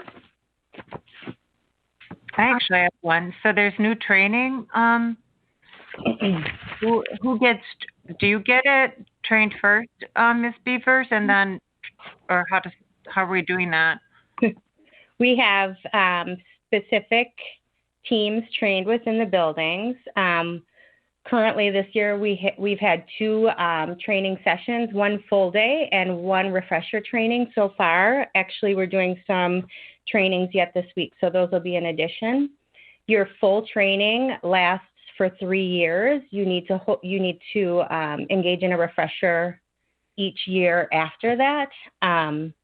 So fully trained every 3 years. And there's a team in the building of individuals who are trained. We focus on our therapeutic classrooms first, and then student services staff, security, and administration appoint additional people that they would like trained in the building. Thank you. Mm-hmm. I have a request and a question. So my request is that all of the other policies that we reviewed weren't just uploaded into board docs. They were sent out to committee members ahead of time so we could digest them and make sure that we're familiar with the policy that we're going to talk about that evening. So if that practice could be followed, that would be really appreciated by me.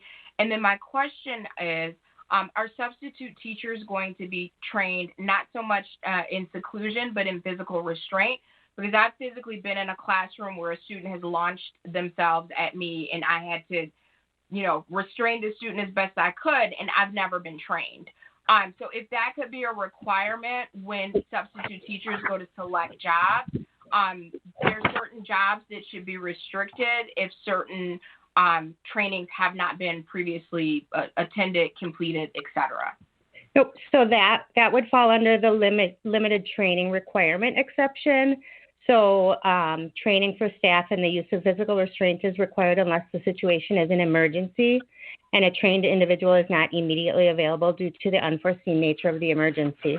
What we found in reviewing the data is the fewer people trained in the building, a smaller team of people that can respond to the issue, the better, because the incidents that are occurring are with very few students in the building. And so if you have a consistent team of people responding to the incident, because this should be used as a last resort, only if the student is deemed going to harm himself or others, then you are avoiding injury to staff and student if it's that same team responding.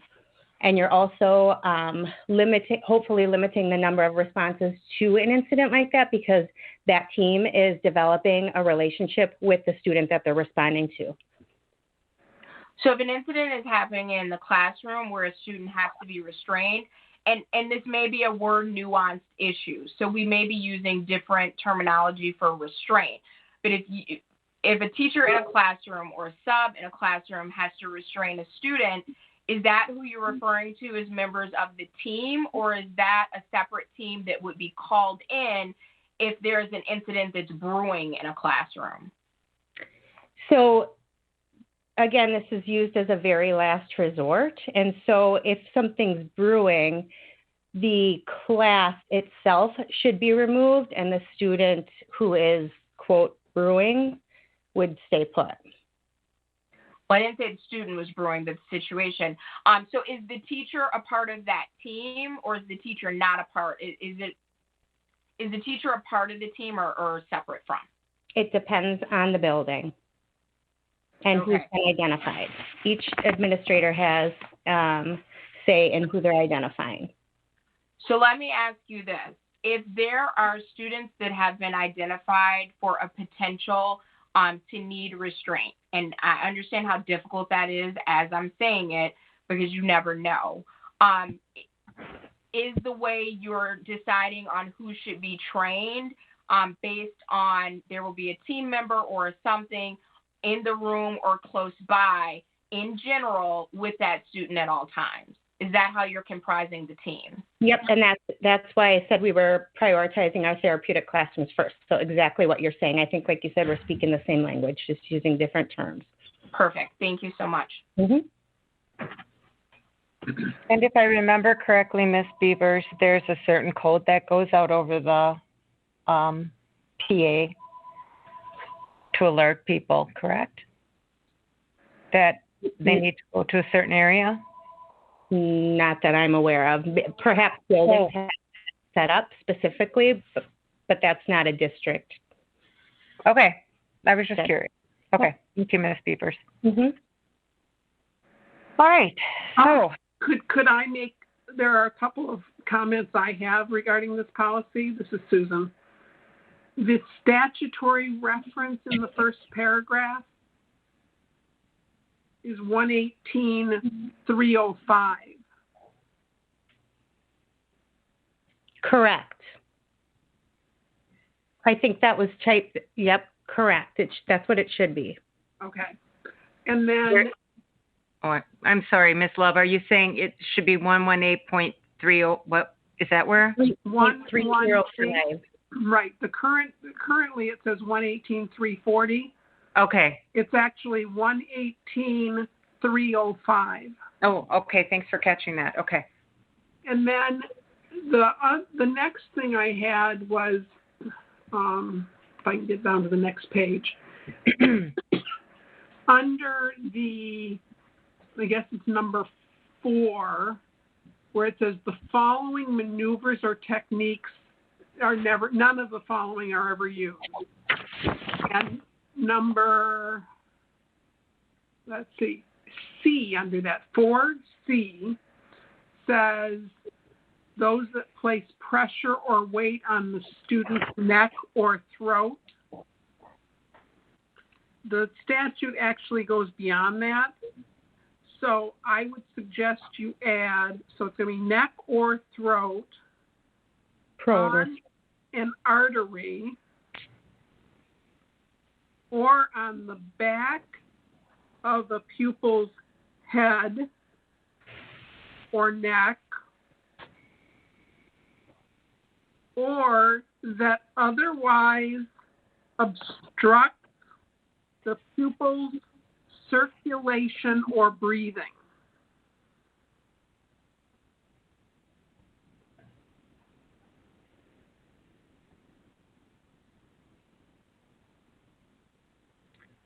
And then I would also add to the list of none of these are to be used.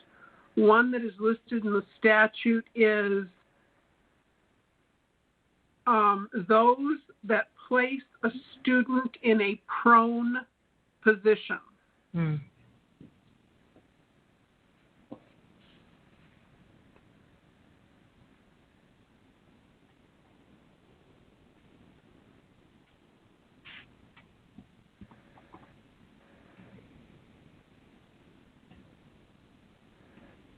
Attorney Love, with the addition of what you had put for C going up to A, do we still need letter A? Because, well, no, that's neck or throat. But didn't you say something about the head as well with the statute? Yeah, and yes, I think I would leave everything else in there because A is talking about protecting their head. And then they specifically talk about don't do anything that interferes with the you know, they say the back of the head because they're concerned about you know, pushing on the back of the head and obstructing their breathing. That C Right. really deals with obstructing the breathing in any way, but the statute actually explains it in more detail. Okay, thank you. Ms. Shope, did you get all that? I think so, with possibly a word or two in the first part. So with the Could you read letter C? yeah, with the weight on the student's neck or throat, and then I think you said or an artery or the back of the pupil's head. Is that correct? Right. Okay. So it's neck or throat, comma, on an artery, comma, or on the back of a student's head or neck, or that otherwise obstructs the student's circulation or breathing. Okay. Okay, then I'm good on that. And then the other one I had was to add those that place the student in a prone position. Correct. Okay.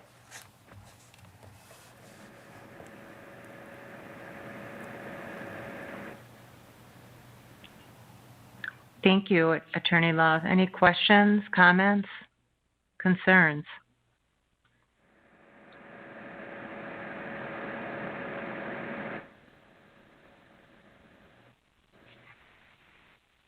I just want to confirm with Attorney Love that the way the policy has been kind of edited and reconstructed, that this is congruent with any legislative changes and state statutes. Is that correct? Yes. That's why I reviewed it all in light of that, the statutory changes and the statute as it currently exists. So with the additional changes and the change in the statutory reference, everything else is great. Perfect. Thank you. Thank you. Ms. Beavers, did you have anything to add? No, thanks for your help, Ms. Love. You're welcome. Ms. Love Attorney Love is amazing. Thank you. All right. You're welcome. All right, committee members. I move the Policy and Personnel Committee pass forward Policy 447.1, use of seclusion and physical restraint, with the adjustments that were previously discussed to the full board. I'll second that. Okay, we have a motion and a second to take policy 447.1, use of seclusion and physical restraint, with the updated changes to the full board for first reading. Are there any questions or discussion? All right, hearing none, all those in favor, please say aye. Aye. Aye. Aye. Okay, all opposed? All right, so it passes. Now it is 6:53. Committee members, and thank you so much, Ms. Beavers. You're welcome. Committee members,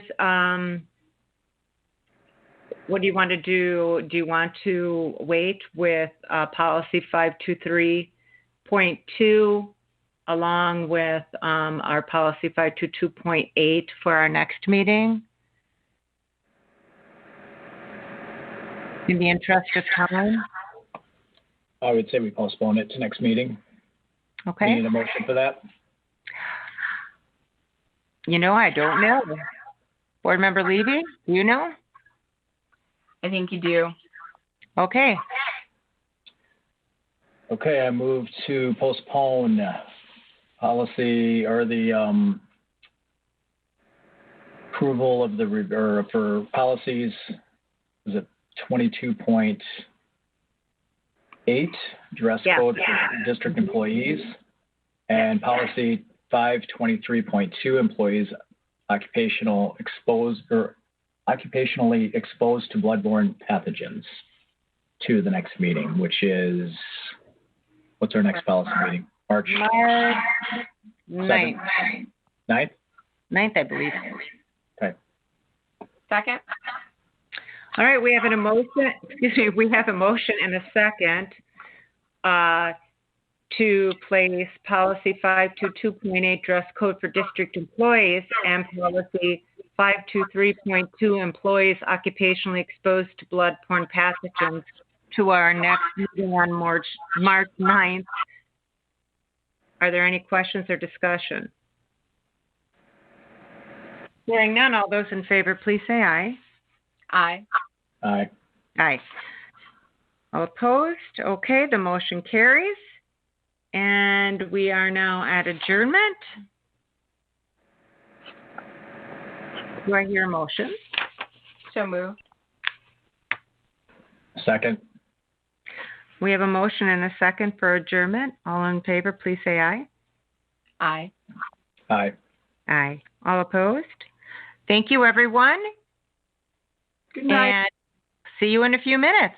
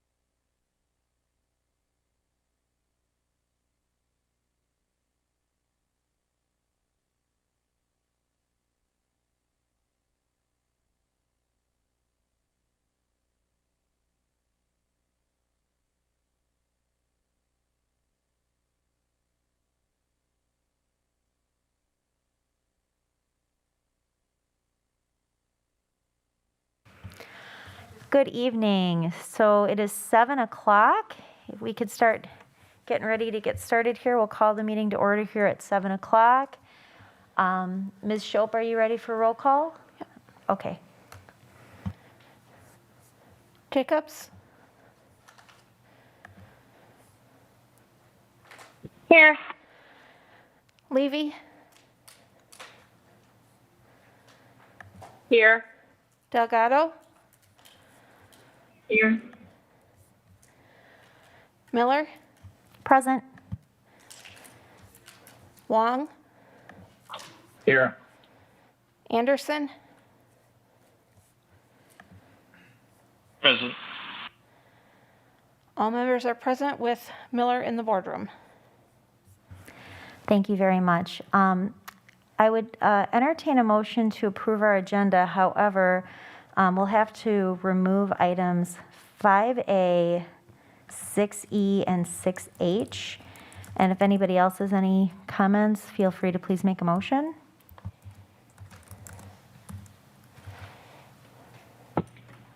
Ms. Miller, can you just give me a moment? My screen went down again. No problem at all. I apologize. No problem. Thank you. So could you please say that again? Certainly. I was looking for a motion to approve our agenda without items 5A, 6E, and 6H.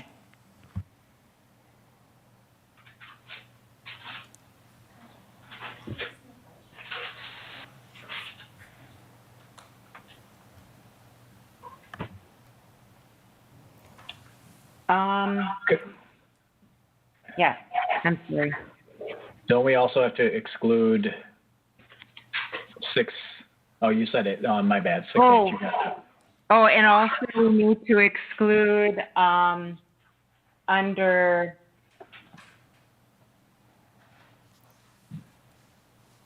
Yeah.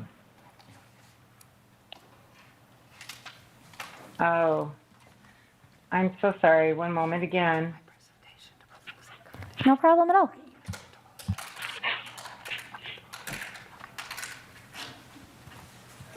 No, I guess the employment, yes, under under the consent agenda, letter J, February 23rd, 2021, employment recs A, and take off B, correct, committee members?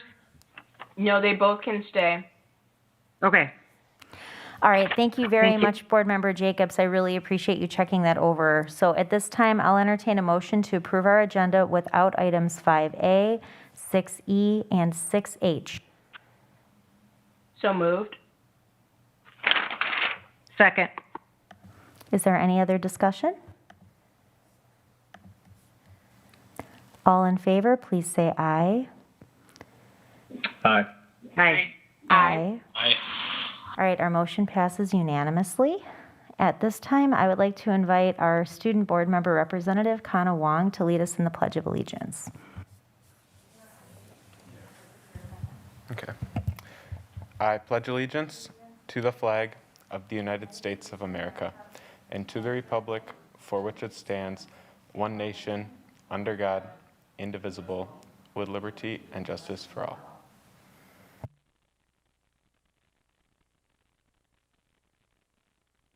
Thank you very much. At this time, I would like to please invite Board Member Anderson to read our announcements for us this evening.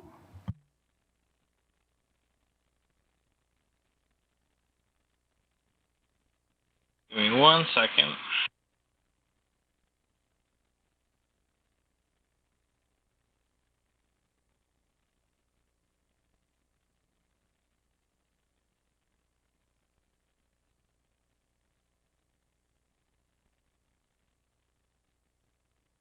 All right. Sorry about that. I am currently working off of one device tonight. So, for our announcements, during Black History Month, we continue to honor and recognize our community leaders who are making a difference and impact in our school and community on our Facebook page. and on our website under the News tab. The school district is hosting a fun contest to name our new food trucks. This contest is open to any of our students in our district. Thus far, we have received more than 30 suggestions, and we are looking forward to announcing the winning names and students. 180 hotspots have been distributed to families in our district. There are still 46 hotspots that are available for families in need of Wi-Fi. 1,600 Chromebooks have been received and are being set up by our IT department to be distributed to our students in mid-March. Every Friday, we highlight a family in our district on our Facebook page and ask them to share what they love about the school district of Beloit. You can access these testimonials on our website under the News tab. If you would like to be featured on our Facebook page or on our website, please reach out to our Marketing and Communications Department. We would love to highlight our family.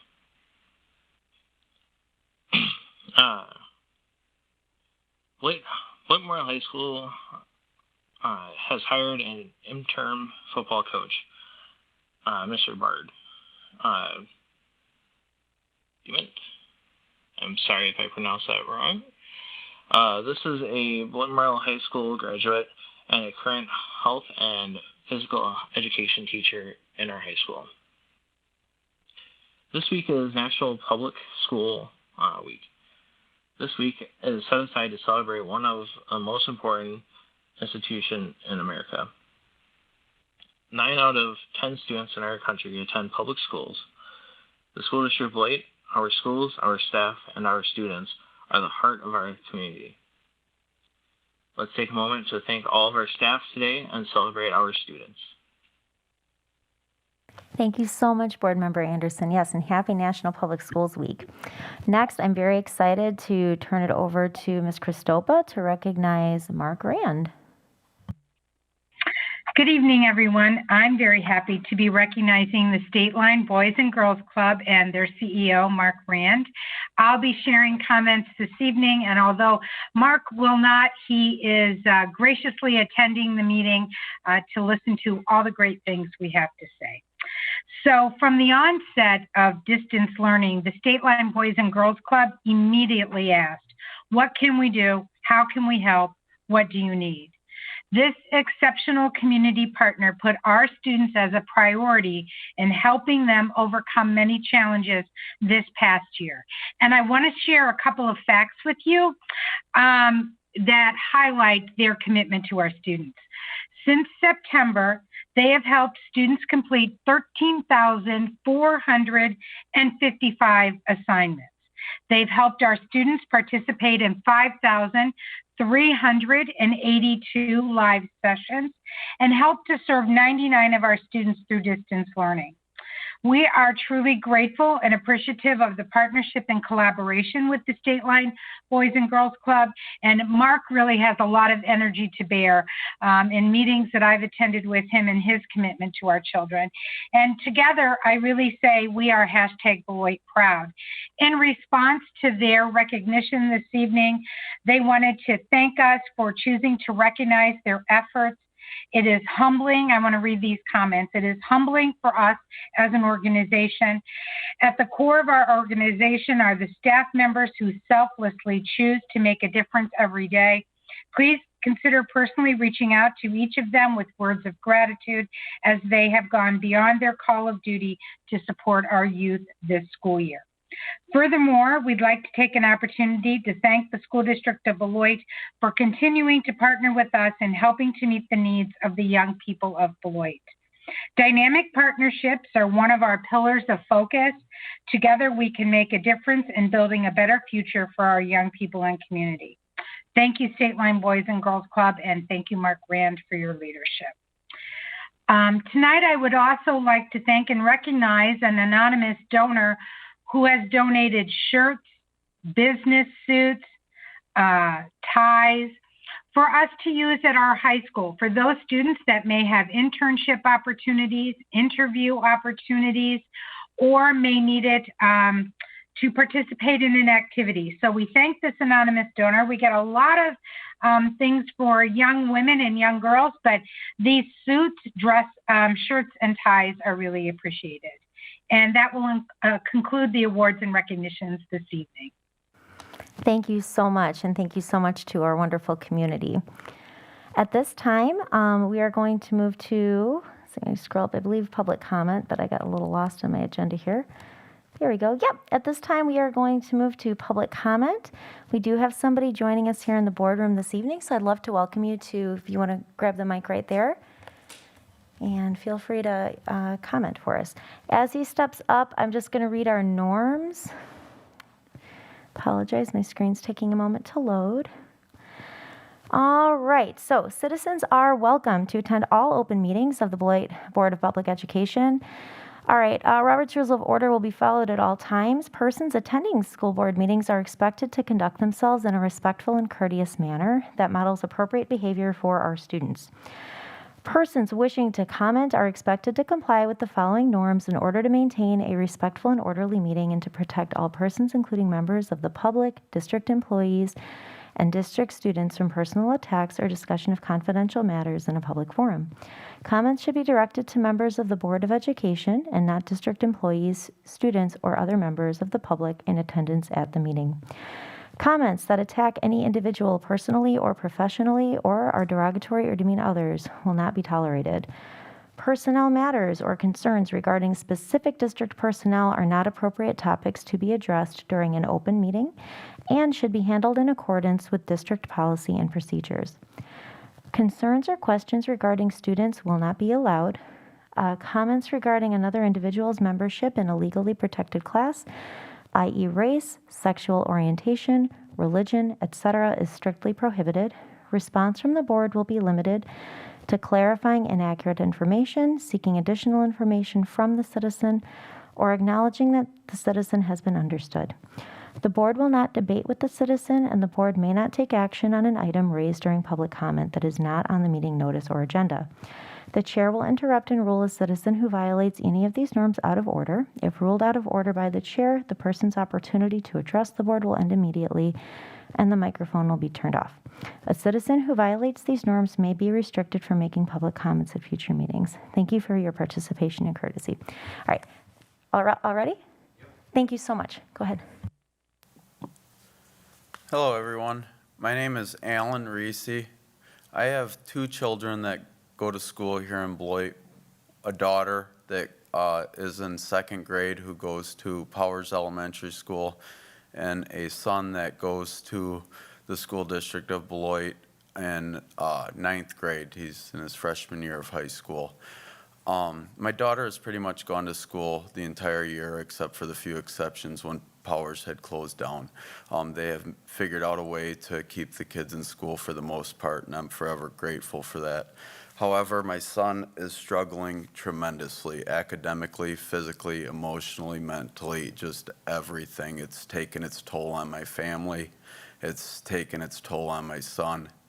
I don't know what to do anymore. I'm praying that they'll be back to school as soon as possible. I think that pretty much covers everything that I wanted to talk about. Yep. That's all. Thank you so much for taking the time to come in this evening. Thank you. No, thank you. All right. We're going to go on to our reports, and then we will move on with the rest of our board business. So, Mr. Wong, would you like to start us off?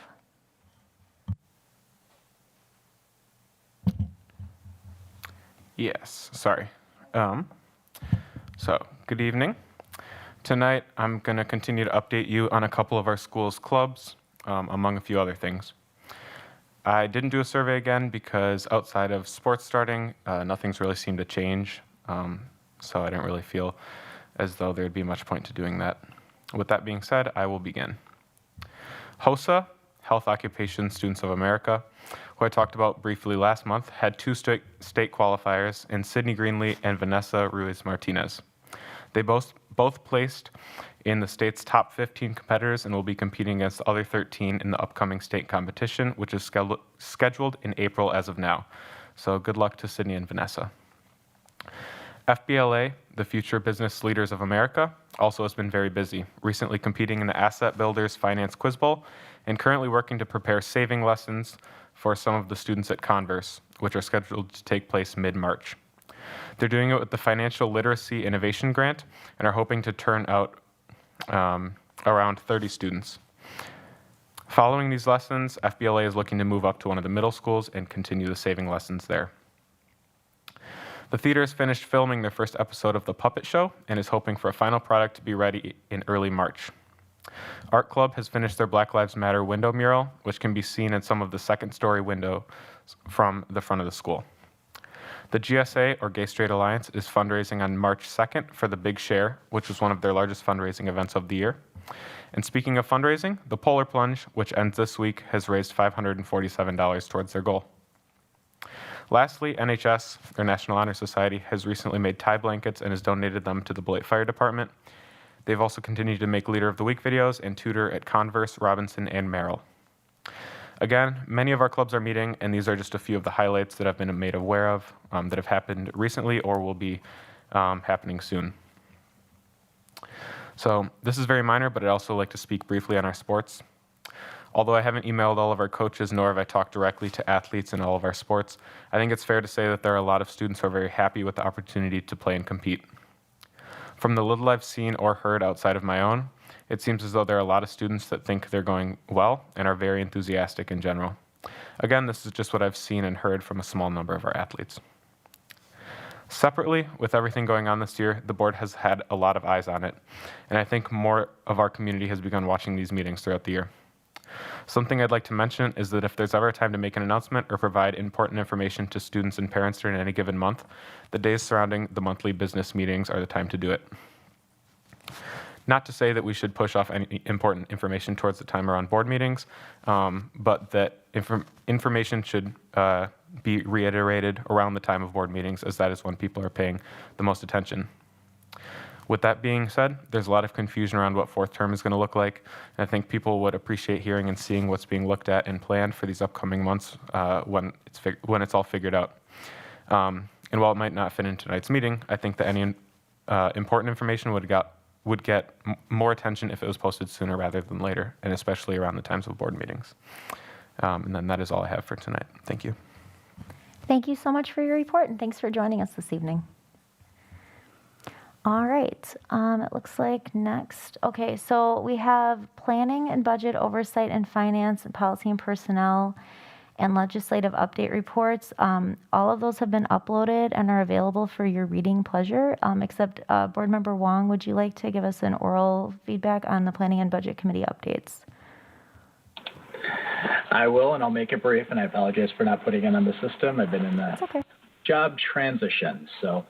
The Budget and Planning Committee met on the 2nd of February at 5:15. There was 3 main topics of discussion. The first one was new course proposals. There were 7 courses that were outlined and discussed, and all of those I thought they did a very thorough job as far as explaining everything and the purpose of those.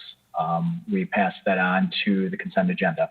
Second item was more of a review and discussion it was a preliminary discussion of the budget for this coming year, and which I thought was it's timely. It's good to see that we're thinking about these numbers early on, because we definitely are probably going to have some challenges, as we always do each and every year. There'll be more information coming out on that in the future. The last item was the kitchen equipment RFP. There was funds available through Fund 50, which is federal government funds that is anything related to food services. And we had the presentation about some equipment that we were purchasing for various kitchen items. So those are the 3 main items that we discussed. Next meeting will be on March 2nd at 5:15. Thank you so much for that. Board Member Levy, since people can't go back and watch your legislative update because it's not a committee, would you like to speak to your legislative update? Yes, I will be brief. Again, my report is uploaded so people can go there for the details. But just the way that I'll explain how I'm formatting the reports. It starts with the Assembly contacts and our state contacts, and then for both the Assembly Committee on Education and the Senate Committee on Education, I have the chair, the vice chair, clerk, legislative council staff, and then upcoming meeting dates if they're available. So for example, there were no meetings posted for the Assembly Committee on Education, and actually the Senate Committee on Education had their meeting this morning at 10:30 in 411 South. So there's that. The final thing that I'll end with is that there are currently 5 items in the Assembly Committee on Education. So 1 CR, which is, if you're not familiar, it's the clearinghouse, so a proposed permanent rule. So 1 CR and 4 Assembly bills. And then on the Senate side, there are actually 12 items currently in committee. There are 2 CRs, there are 4 executive appointments, and then 6 Senate bills. So if you want the details to any of those, please click on my legislative report, and all the information is there for you. Thank you so much. Really appreciate it, and it's very beautifully formatted. Thank you for that. All right, we are on to the consent agenda. Are there any board members who would like to remove anything from the consent agenda? Board President Miller? Yes, Board Member Jacobs.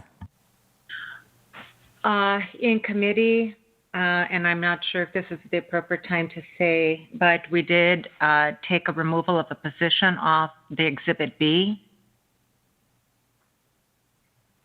All right, thank you. Are we, Ms. Shope, are we okay to approve things as listed in the consent agenda? You are. You would just need to make that notation as well in the motion. Okay, so what we're doing then, if there's nothing else that anybody would like to pull, I guess I'm looking for a motion to approve the consent agenda along with the removal from the position from the Personnel Rec B. Is that correct? Is there anybody who would like to make a motion?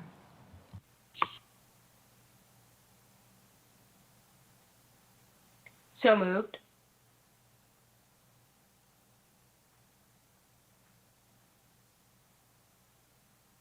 I second. Thank you. We have a motion and a second. Is there any discussion about the consent agenda or the change at this time?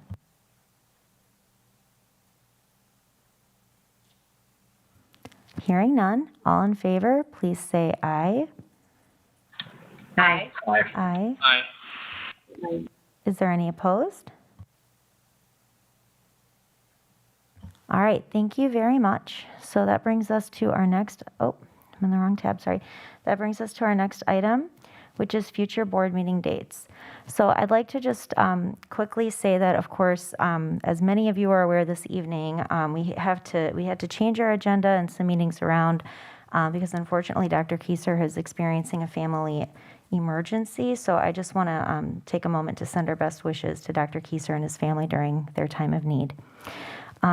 With that said, board members, before I read the future agenda, the future board meeting dates, I'm going to ask Ms. Shope to send an email to see when our next availability would be to reschedule the meeting that was scheduled for tomorrow, as well as our board retreat. Is everybody okay with that? Okay, so that will be determined, and as soon as we have some common meeting times, Board Secretary Shope will post those. So thank you for that. And then for those who are who weren't aware, we will be holding a special board meeting this Monday, March 1st at 7 p.m. The sole agenda item or the sole action item is going to be to hear the presentation for the reopening of schools, and that will be an item that we will be prepared to act on Monday, March 1st, when Dr. Kieser's returned and can give the presentation. All right, so the next piece, let's see. I just want to go over our future board meetings here. Sorry. All right. It looks like maybe my computer is having a little hard time loading, so I apologize for that. So rather than waste our time, I think I will take a motion to go into executive session with just a reminder that our next board meeting will be Monday, March 1st at 7 p.m. Is there a motion to go into closed session at this time?